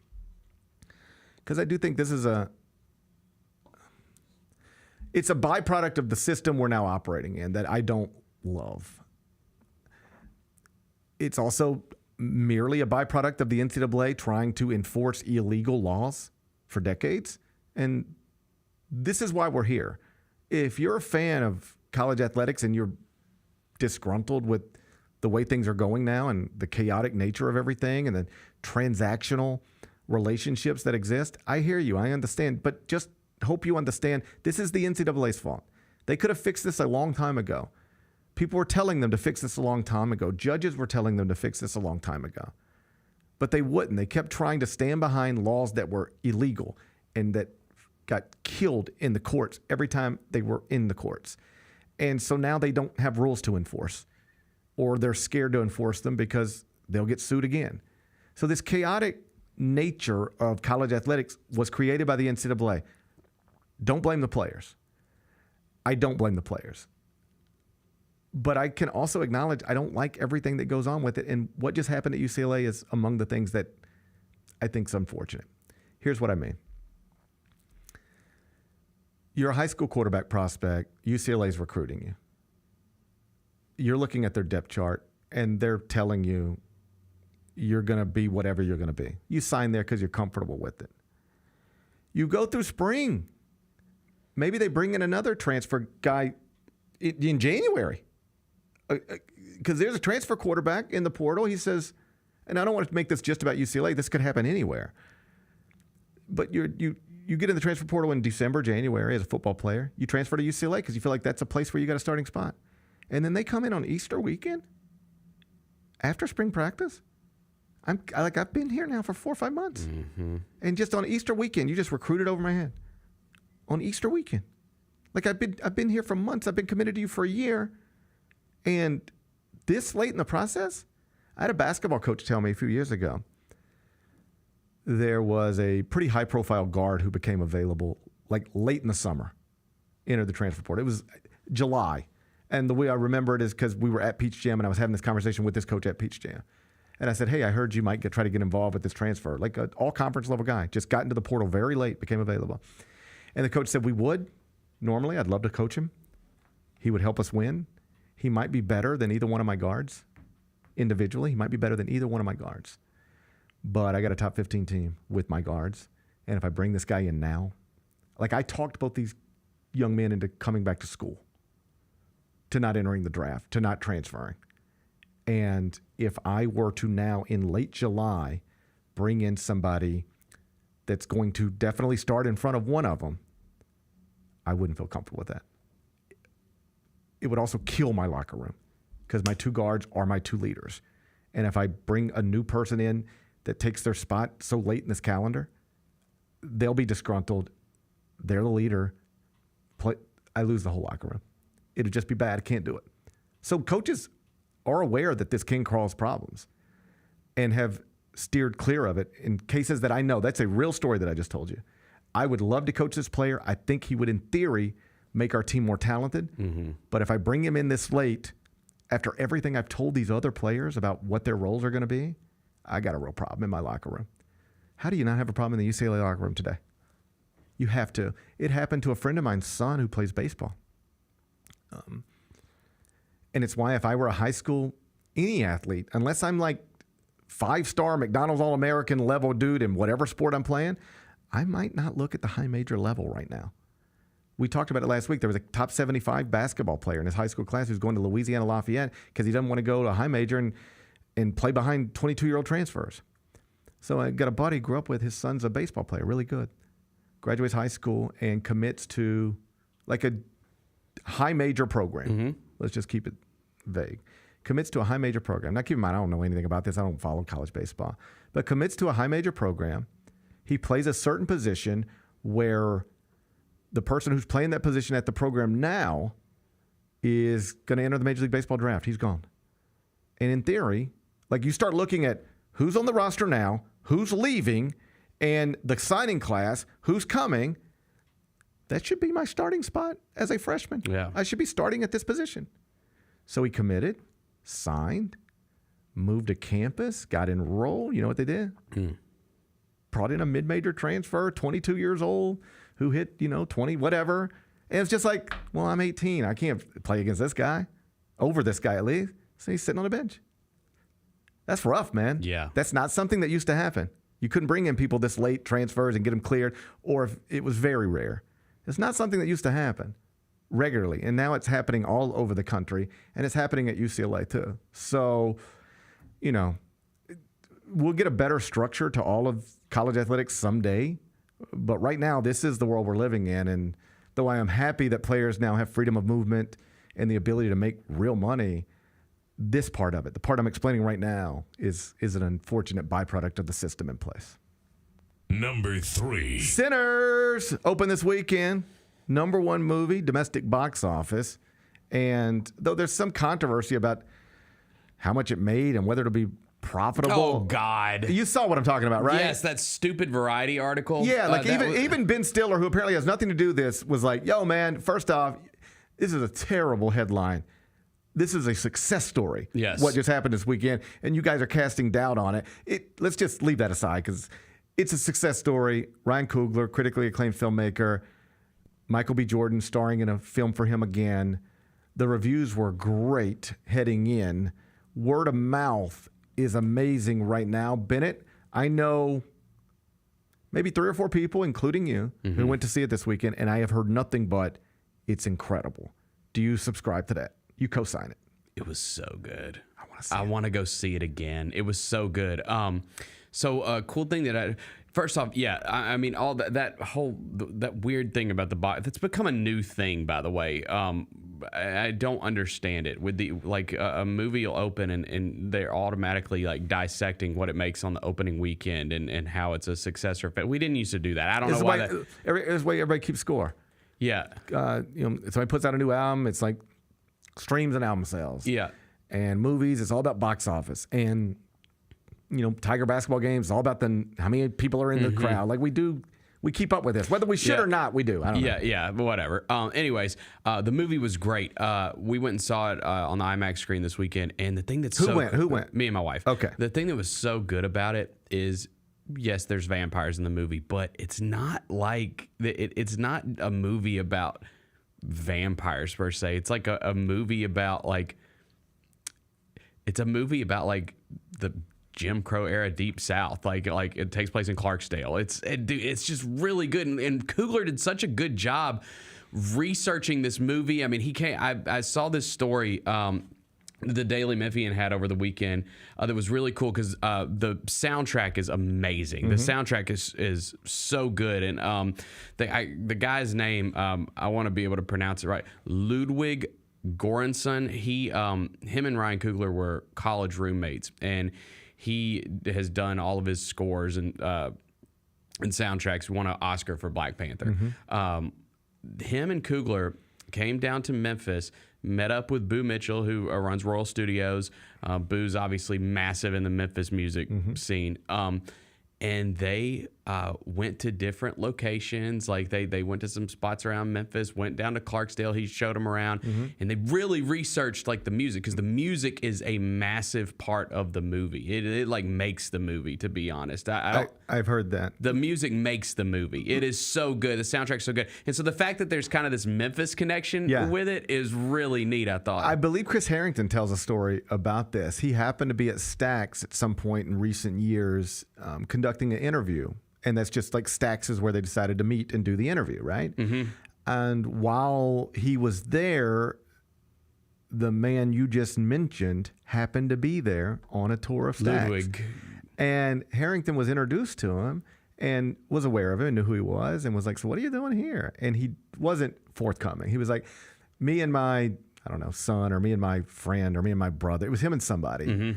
Oh, we're just like, doing a tour of, the South and important music, and we're going to be here in the Mississippi Delta. And it was like, oh, okay, well, that's cool. And it turns out he was actually researching this film. He was actually like boots on the ground researching this film, which I love. Like, I love the story about Timothée Chalamet going to Minnesota and by himself, flying to Minneapolis and then driving to Bob Dylan's hometown and then driving there from New York, trying to just sort of get a sense for this is how Bob Dylan went from here to there. And can you gain anything from that? Can you pull anything from that? Maybe not always, but I think more often than not, there's just real value in doing this type of stuff. And I just like the idea that it wasn't just like, oh yeah, I know songs from that part of the world that we can pull from. I was like, well, let's go there and let's smell it. And feel it and touch it. And I like that. And you can tell, like, if you've, like, anyone that's obviously spent any time here and has gone to some of our great museums around here, gone to Clarksdale, like, you can feel the authenticity in the movie. You really can. And it was so good, man. Like, I see that on their biggest domestic opening for an original film this decade. That's why I was so hyped about this movie, just because I love it when an original movie based on an original idea gets this big box office success and everybody's talking about it. Everybody wants to go see it. So I thought that was really cool. And it, like, again, typically when something's so hyped up like this one was, I kind of expect to maybe be let down a little bit. Nah, man, it exceeded expectations. It was great. I want to go see it before I keep hearing more and more about it, because sometimes that happens to me. Like, people will say, you should go see this film. And I'll say, yeah, I should. And I will. And I just get to it later than everybody else. And by the time I get to it, it's like, yeah, that was great. But my God, people talked about it like it made it seem like the best movie ever. And it was great, but it just falls a little short of that. I feel a little let down or disappointed or whatever. And so I'd rather see this fresh. I think it's probably already too late. My expectations are super high. But Coogler doesn't seem to miss. The reviews are tremendous. Literally everybody I know who've seen this says it's amazing. You should see it in the theater. So I will. I'll see it at some point this week. And I'm a big horror movie guy. You know that. I do know that. And that's like, that was what was so cool about this is it's just, sure, it's in a sense a horror movie, but it's way more than that. It just is. It's a great story. Just it's really well done. Really well done. And it comes less than a year after Wright Thompson released The Barn novel that's New York Times bestseller. It's set in the same part of the country. It's the Emmett Till story, but so much more than that. So, that part of Mississippi has been in the forefront of art over the past year. It's like literally the setting for one of the biggest books of the year, and now the setting for what might be the biggest film of the year. Certainly one of the, perhaps not in box office, but in terms of critically acclaimed stuff, this is one of the biggest films of the year to date. So that's interesting. Yeah. Oh, it's going to kill it. I mean, obviously it had a great opening weekend, which is why that story that's making all around is so weird. But because of this word of mouth and everybody, like you said, you want to go see it, they're going to do great. Over these next 2 weeks, it's going to make a killing. Of course it will. And then video on demand, it'll make a killing as well. That's right. So congrats to Sinners. I look forward to seeing it soon. Number 4. Weird story yesterday. Yankees Diamondbacks game. Did you see this? Not Diamondbacks. Yankees. I hate baseball. Yankees Rays. I hate baseball. I'm enjoying baseball. The Mets just swept the Cardinals, so I'm in. Literally, what happened yesterday to the Memphis Grizzlies, the equivalent happened to my baseball team, who lost at home 24-2 to the Cincinnati Reds. I missed that. You got Ellie De La Cruz, it sounds like. I mean, that's the same. That's the baseball equivalent. It feels like it, except one was just a random regular season game on Easter, and the other one was a game one of the NBA playoffs on ABC. Like, I missed 24-2, but buddy, I didn't miss 131-80. Fair enough. Yeah. Why did they put us on ABC? Why do we have to get that national embarrassment like that? Y'all could have put that on NBA TV. Man, we're going. If it don't get better, Game 3 gonna be on True TV. They gonna throw Game 3 on True TV. Actually, don't get Game better. 2 is on True TV. Game 2 should. It's on TNT. It is too. technically True TV as well. Weird story yesterday down in Tampa. So Max Fried, former Brave, now he's a Yankee, had a no-hitter going into the 8th, and then lost it without throwing a pitch. Wait, what? Had a no-hitter going into the 8th, and then lost it without throwing another pitch. Here's what happened. Okay. In the 6th inning, there was a ball hit through the infield, and it went off of an infielder's glove, and the official scorekeeper down in Tampa called it an error. It was considered an error on the Yankees, and therefore Max Fried kept his no-hitter intact. Finishes the 6th, no-hitter intact. Finishes the 7th, no-hitter intact.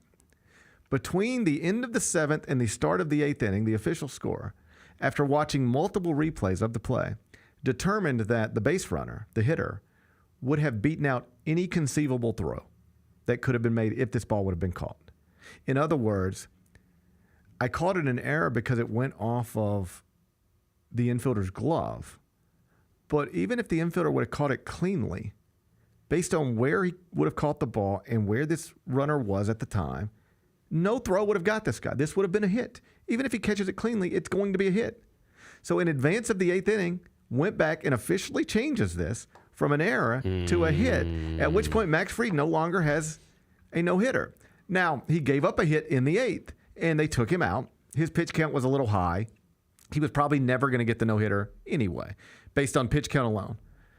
But after the game, they go to the clubhouse, and they ask Max Fried when he realized he had lost the no-hitter based off of a scoring change. And he said, not until I was out of the game. When I was out there to start the 8th inning, I still thought I had a no-hitter. I had no idea. And he didn't make a big deal out of it, but like that just seems wrong that you can alter history and somebody's life in that way after the fact. Like, I get wanting to get it right and like, let's just get it right no matter what. But to allow a guy to continue to pitch in his head as if he's got a no-hitter and then say, no, based off something that happened 45 minutes ago, you actually don't have a no-hitter anymore, but you might not know it. It's just weird. The whole thing's weird. Very weird. Yeah. That, again, like, well, I mean, I know all games should be officiated the same. I understand that, but like we're very early in the season. Like this is a regular season game, super early in the year. Like and like you said, history's on the line, and you go back to like replay, you know, between innings and make a change. It just feels weird. It just feels wrong. Yeah. I don't know the ins and outs of it other than it just feels wrong. Because think about it, if his pitch count was a little more accelerated and we were a little deeper in the game. What if under normal circumstances, Max Fried, the Yankees would pull him from this game based off pitch count alone? But he's got a no-hitter in the 7th, and he is arguing with his manager, no, you got to let me, or let's say no-hitter in the 8th. He's arguing with his manager, you got to let me go. You got to let me, this is history, man. My kids are here. Yeah. You know, you got to let me go out and try to get this. You can't take this from me. And the Yankees are like, no, the pitch count, we told you you're at 96. We're going to get you out of here. Just let me go out there. I want a shot at history. This means the world to me. Mm-hmm. And you're having this internal conversation. The smart thing to do is still stick to established things. Yes. But let's say you are moved and you're like, man, this means the world to him. Let's let him go. So you let him violate his pitch count, go deeper into a game you otherwise wouldn't want him to go deep into, only because you think he's got a no-hitter going. But then you find out because of something that happened 3 innings ago. He actually never had a no-hitter going. I don't like that. And so now we've kept him in the game chasing something that he was never actually chasing because you've decided to change the ruling an hour after the play. I'm not even arguing that they got it wrong. I'm just saying that shouldn't be the way. Like, let's get it right or wrong in real time, and let's move on. Yes. Right or wrong in real time. Don't go back. But, go back 2 minutes later? Sure. Go back 2 innings later? Nah, I don't think. I think once we're 2 innings into I'm it, with you. It just feels wrong. Felt bad for Max Fried, but, Number 5. I spent the weekend in Minneapolis. Yes. We decided to go see the opening night of the Grand National Tour, what is the most anticipated tour of the year. Sold out, 50,000 folks inside U.S. Bank Stadium where the Minnesota Vikings play. And I tell you, man, we could not have had a better time. I saw your videos. So it looked like y'all were having a good time. We were having a blast. I know Lou was having a good time. Lou was having a blast. Now, as I told Jess earlier, our initial plan was, yes, to go to this tour, probably somewhere. And we had looked at going to New York, going to the regional shows like Atlanta or St. Louis, go to New York, go to L.A., go to Vegas. We looked at all the options.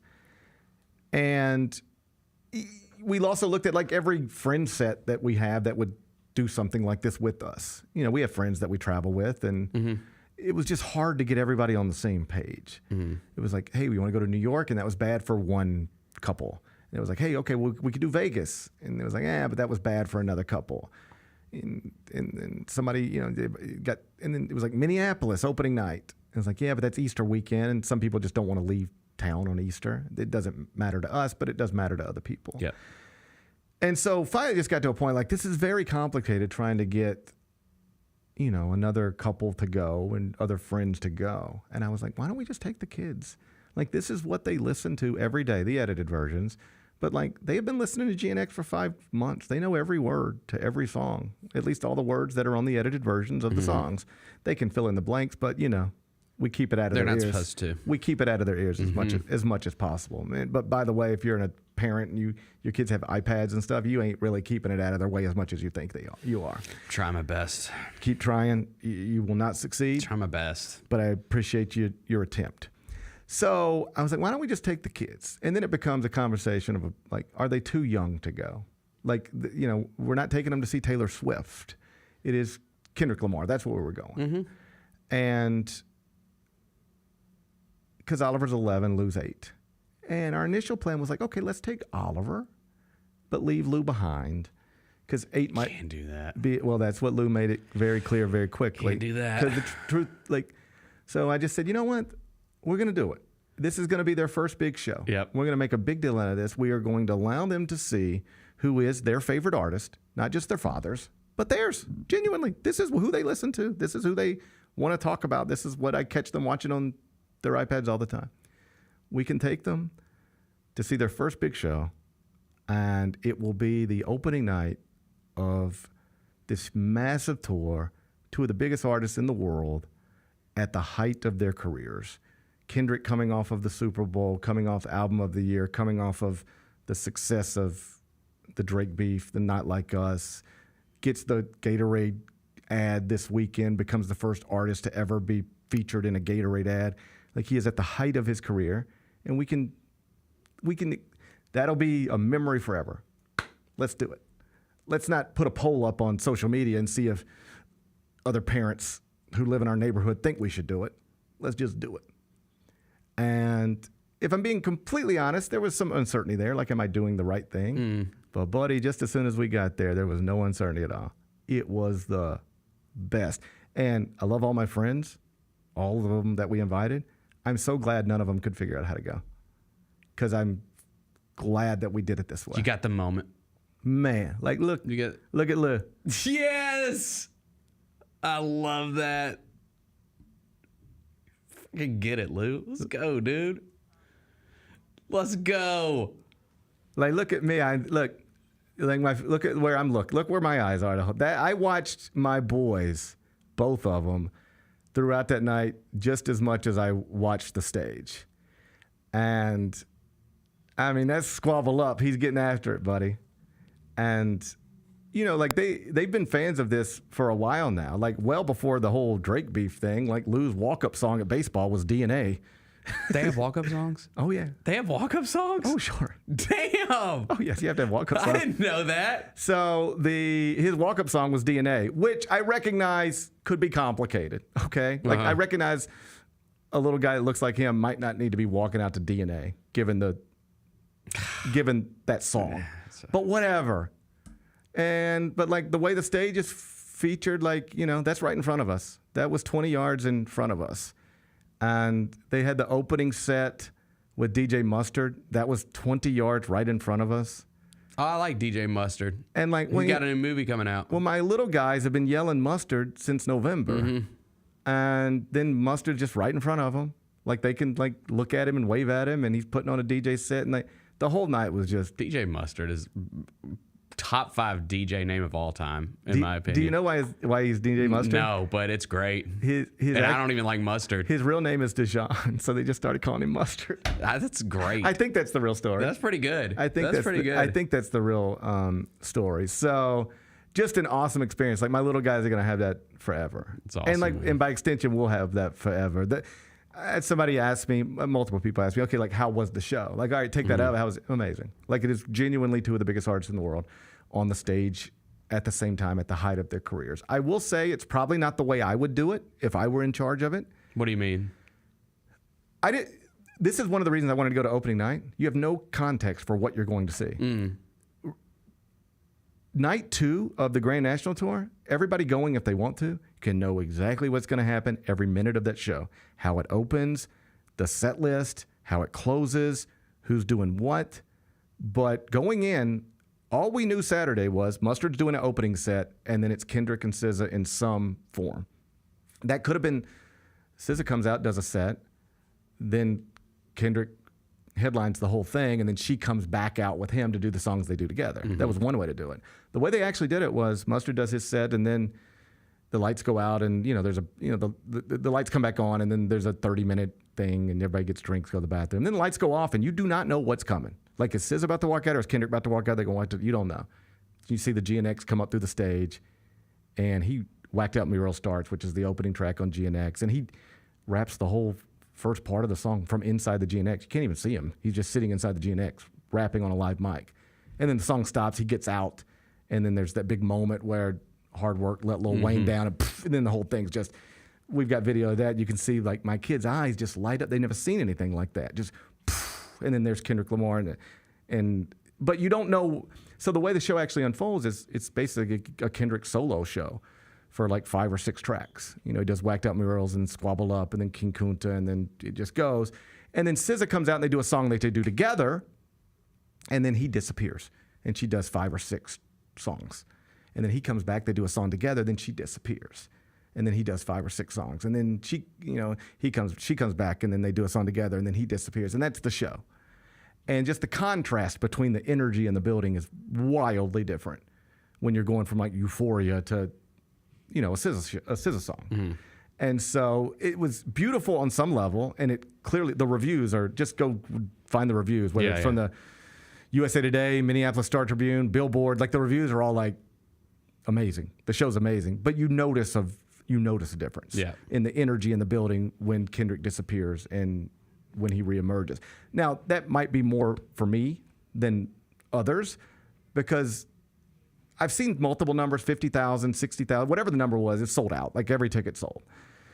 But let's say it was 50,000. I'd say it's probably 30,000 Kendrick, 20,000 SZA. So for every person who might have been like, man, the energy changes in a not great way when the stage changes, it might have been somebody else saying, I can't wait till SZA's back, right? So like, I got you. Yeah, I think I would have broke them up a little bit more, because it was kind of, no denying when the building was like on fire. It was when Kendrick was doing Euphoria and DNA and stuff like that. Either way, just like, I'll go see it again. I would like to. It was an amazing show. A guy from St. Louis messaged me and be like, hey, I'm thinking about going. Should I go? if you want to, I'm not in the business of telling other people what to do. Like, be interested in whatever you're interested in. Mm-hmm. This is just the stuff that I'm interested in creating those moments for my kids. But like, I'd like to go. I would have, because I had somebody like, "Hey, you're almost 50 years old. Why were you there?" Because this is the music I listen to. I wasn't there with, my 25-year-old friends trying to act like I belong in a group. That I was there with my wife and kids. I took my kids to see their favorite artist. But I would go without my kids 100%. Like, this is the music I listen to. Like, these are the things I like to do. So when somebody asks me, should I go? If you want to, and you can, they don't give away the tickets for free.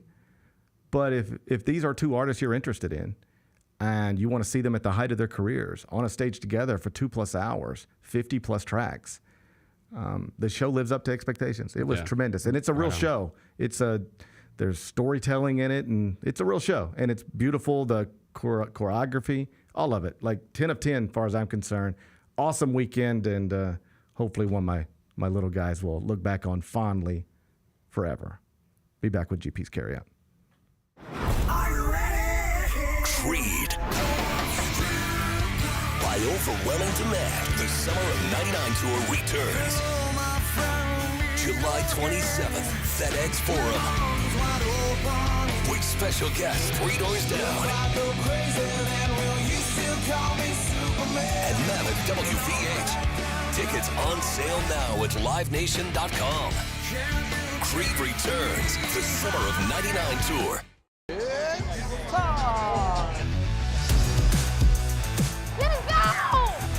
Bane drives. Oh yeah. Close. He hits and the Grizzlies have the lead. Yeah! Sharon with a knockaway. Good defense. Durant attacking, spinning, hanging, and hitting. Let's go.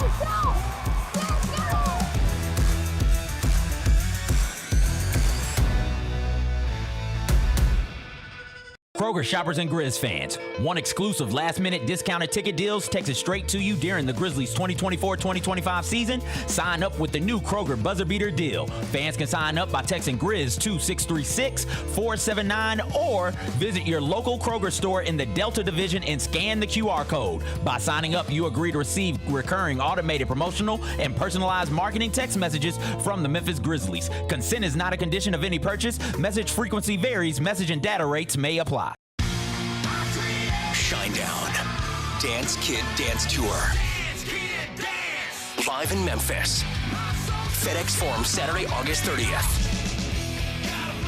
With special guests, Bush and Morgan Wade. Get tickets now at livenation.com. Shinedown, live in concert. For more, visit shinedown.com.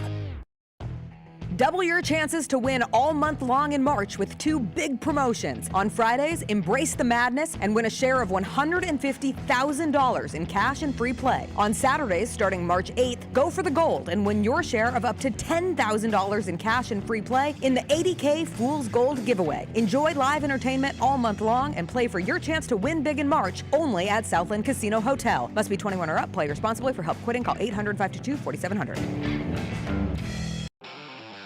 Thanks for showing up, Memphis. Nothing compares to catching your Grizzlies IRL. And that all starts with buying tickets at Ticketmaster, the official ticket marketplace of the Memphis Grizzlies and the NBA. Ticketmaster gets you to the game so you can catch every highlight. Put that jersey collection to use for the next game and get Grizzlies tickets at Ticketmaster. Whether they're here at FedEx Forum or on the road, Ticketmaster's got your back when it comes to scoring tickets. And there's no better brag than saying you saw it live.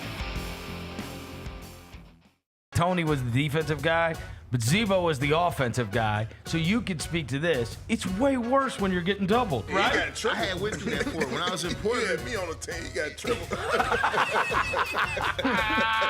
You hear me, Rose? You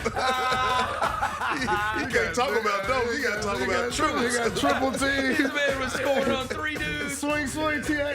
The Chris Vernon Show, live on weekdays at noon on YouTube at Grind City Media and the official Grind City Media app. Debo traded from San Francisco to the Commanders for a 5th-round pick. There's no other sport where you would get a player of his ilk for a 5th round pick. Over under total yards for Debo. If they set it at 1,000. You think he hits that over? Total yards? Total yards from scrimmage, total yards. Yes. Okay. Yes. The Odds Couple, live at 2 p.m. on YouTube at Grind City Media and the official Grind City Media app.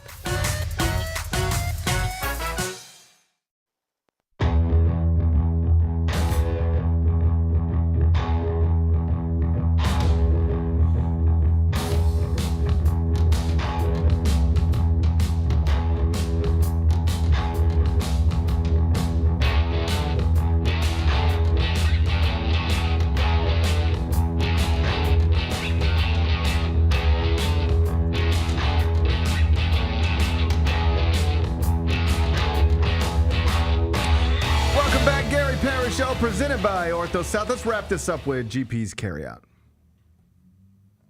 It's time for GP's Carryout. One final segment filled with stuff to take with you.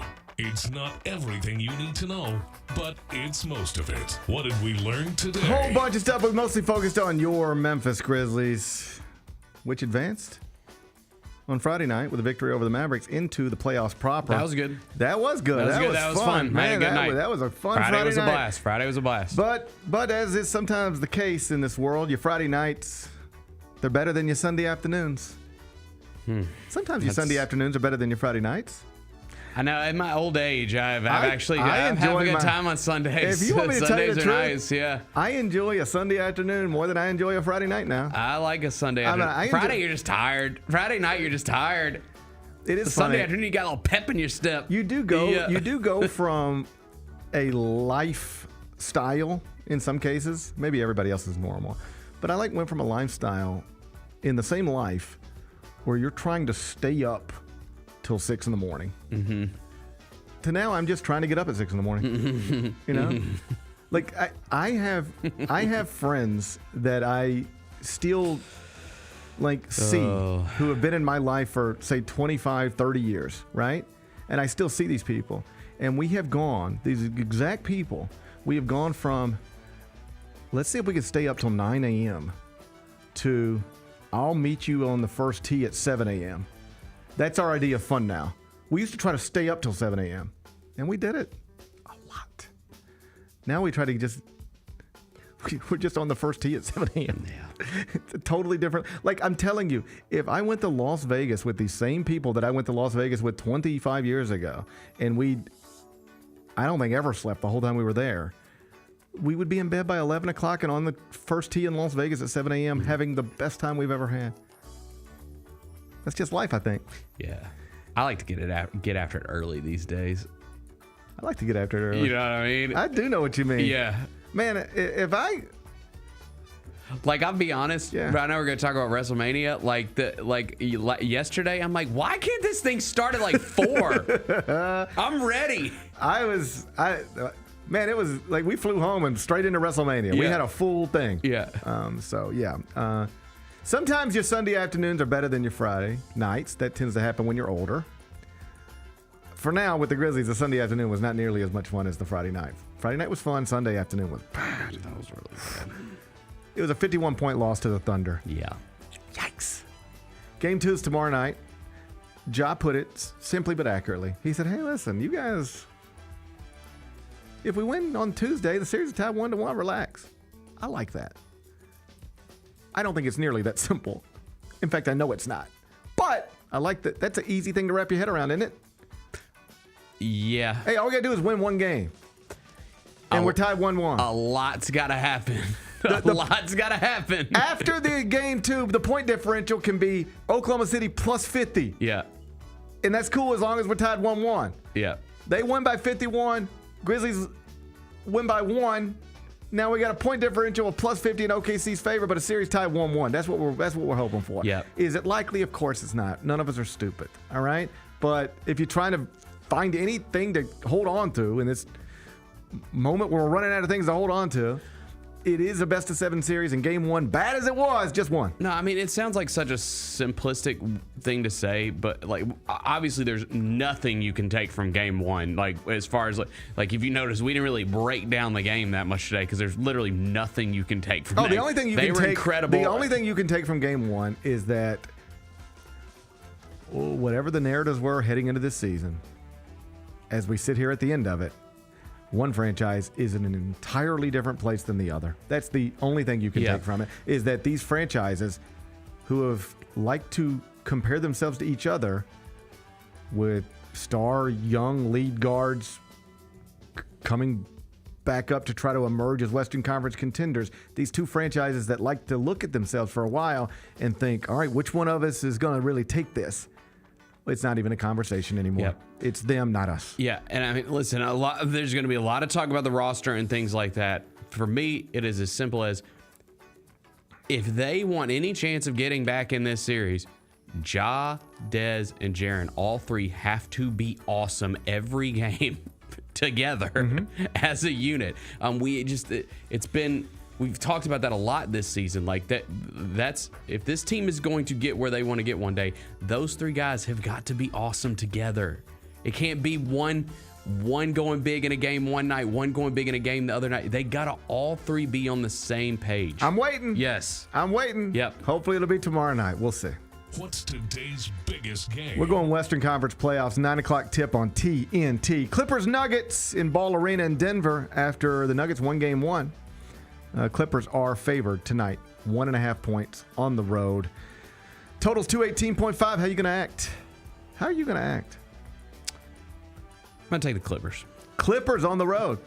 Yeah, I think this is going to be the best series. Yeah, I think this is going to be the best series. It looks like it is. Yeah, it looks like I it do. is. We'll see with Golden State, Houston. I think it's kind of what people thought about that series. One of those teams has Steph Curry. I've decided I want Golden State to win that. Oh, me too. I don't hate the Warriors like everybody else does, and I think the NBA is just more interesting with Steph Curry involved in it. I think so too, dude. That shot he hit last night in that fourth quarter when he is just falling away, like he like hit it sideways. I don't even understand. First off, no one in the world can take that shot except for him. No one. You will get yanked out of a game. I don't care how big of a star you are. My son told me he wants Steph Curry to be his father. And I'm just now piecing this back together. It did come after we watched that shot. I think we were still watching WrestleMania at the time, but it was on like everywhere. And I was like, Lou, look at this Steph Curry shot. And he was like, and next thing I know, he's wanting to replace me with Steph Curry. It's a tough night in that regard. Tough night in that regard. Clippers, Nuggets. Bennett says take LA on the road -1.5. What are we watching on TV? Raw after WrestleMania. Yeah. Live tonight from T-Mobile Arena in Las Vegas. John Cena will appear and reportedly explain his plan to ruin professional wrestling after setting the record last night and becoming the champ for the 17th time. The prevailing thought about WrestleMania is that it was the main event on Saturday night with CM Punk, Roman Reigns, and Seth Rollins was amazing. That was great. The card, broadly speaking, on Sunday was great. But the main event was a letdown. People were let down by the main event. Were you let down by the main event? I was kind of let down. I think so too. Where's The Rock? Where is he? That's the thing. There was this thing that came, like, we talked about like these accounts and getting in the weeds. Does it ruin wrestling or not? There was basically, what was it? They're suggesting there's this theory going around that he just shows up randomly when he wants to WWE events. And if you notice, Triple H got inducted into the Hall of Fame on Friday night and gave a super long speech thanking all kinds of people. He never once mentioned The Rock. And they had big feuds back in the day. Like their careers definitely intertwined quite a bit. He never mentioned him. I think he's angry at that situation because I cannot imagine that it was not in the plans for him to be at WrestleMania. I'll say I don't know what the plans were. I will say this. If you would have told me at the beginning, so my idea is I'm going to come out as The Rock and ask for Cody Rhodes' soul. He's going to decline, but then John Cena will give me his soul and turn heel against Cody Rhodes, and that'll be the build-up to WrestleMania. I say, okay, I don't know, and your role in it will be, I'll be there on the opening night when we actually turn John Cena against Cody Rhodes. Okay, and then what's your role the rest of the way? Oh, no, I'm out after that. Well, no, we're not doing it then. You can't be out after that. They haven't even really properly explained why The Rock wanted to. And then you send Travis Scott out there? Like, yeah, I don't. It was just. He was the one that came out there with The Rock. It was just a little The Rock was noticeably not there. Yeah. And for a WrestleMania main event, you need it to be something different than what it was. It was a letdown. I thought it was a letdown. I thought it was a letdown too. I mean, everyone just expected it. I saw someone make this point. I've enjoyed the heel Cena thing. Like, it's fun. I'm excited to watch Raw tonight. I was bummed that it's his last WrestleMania. He's in the main event. And what is Cena known for? His entrance. Like the big entrance with the towel, yelling at the camera, you know, the all the lights and everything. And it was just like all black because the screens are all black. He comes out, he doesn't look at the camera. He doesn't do his little like hype up speech. Like, that's fun. I wanted that. But he's a heel now, so that didn't bother me. Oh, it bothered me. The thing that bothered me is just it felt less than it should have been, and they didn't do a great job of explaining what was the Rock's role in this anyway. Break it down to us like we're a kid. And they just have never done a good job of that, and certainly didn't even address it on Sunday night. Among the highlights, I like Dominic Mysterio winning. So good. And do you notice the crowd's now starting to turn with him? Of course, because he's been like that whole thing about, you know, when they booed him and never let him get a word in and stuff like that.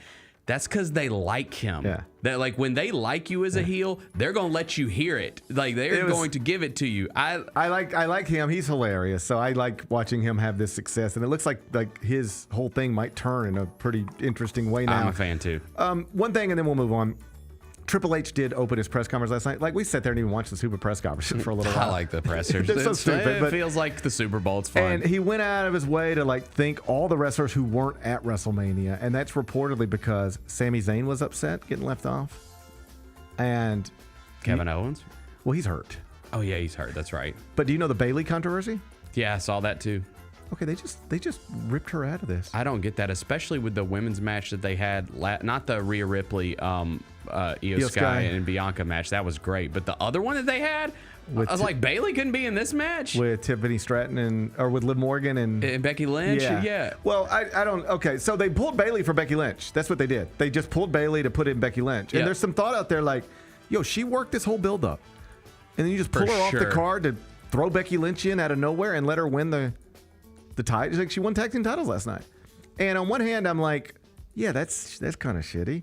Yeah. On the other hand, it is a star business, and Becky Lynch is a star. Yes. You know, we have a lot of former coaches who work at CBS Sports, but when we hired Jay Wright, he went right to the top of the list. It was like whoever thought they had a role at that desk, that role now belongs to Jay Wright. Right. Why? Well, he's won 2 national championships in the Hall of Fame. You're probably not. Also, he looks great on TV, and he sounds great on TV. I'm sorry he hadn't been doing this as long as you, but Jay Wright's going right to the top. Becky Lynch is a star, just like Jay Wright's a star. So I understand it from a business perspective, but I can also understand how that might bother some folks. Either way, Raw after Mania is tonight, 7 o'clock on Netflix. Should be great. We'll be tuned in. What are we watching on TV? I thought we were doing that, Bennett. Oh, that's what we're watching What's on TV. I'm sorry. Thing we've read? I haven't read it yet, but Michael Eaves mentioned it, and I'm sure it's great. Tim McMahon's got a long read on everything that went into the Mavericks deciding to move Luka Doncic from Dallas to Los Angeles. Nico talked about it publicly last week. Luka did as well. This is the biggest deep dive I think we've had so far on exactly the details that led to this just ridiculous situation. So if you haven't read that yet, you can find it. It's on the homepage right now, ESPN.com. What's on tap for tomorrow? Well, tomorrow's going to be Tuesday, We Bennett. have a game. Oh, man. Game 2. Game 2. Early tip-off. I like that. I think we're 6:30 tip-off tomorrow. Tomorrow night, we're going to do a 6:30 tip. I don't know. I don't mind a late tip. I kind of like getting loose. I kind of like to get a little loose. We'll be doing that. We'll be doing that on Thursday. Thursday night, 8:30 tip. Yeah. For Game 3. Tickets available right now, Grizzlies.com. Game 3, Thursday night. That'll be the 8:30 tip. But I'm not giving up. Well, what is the point of giving up? Other than saving yourself emotionally. I'm not giving up. I'm hanging in there. Let's hang in there. Let's go win game 2. Let's go win game 2. Let's try our best. Let's try harder than yesterday. Let's try harder than yesterday. Please. Talking to them like they're 8. Let's just try a little harder than we tried yesterday, guys. This is like every baseball huddle at the end of a tournament. Guys, we weren't focused today. We're going to have to try a little harder tomorrow. Let's try a little harder tomorrow. All of us. Okay. Enjoy the rest of your day. I'm going to enjoy mine, and we will meet back here tomorrow at 10. Till then, be careful, be kind, be good, rep your hood.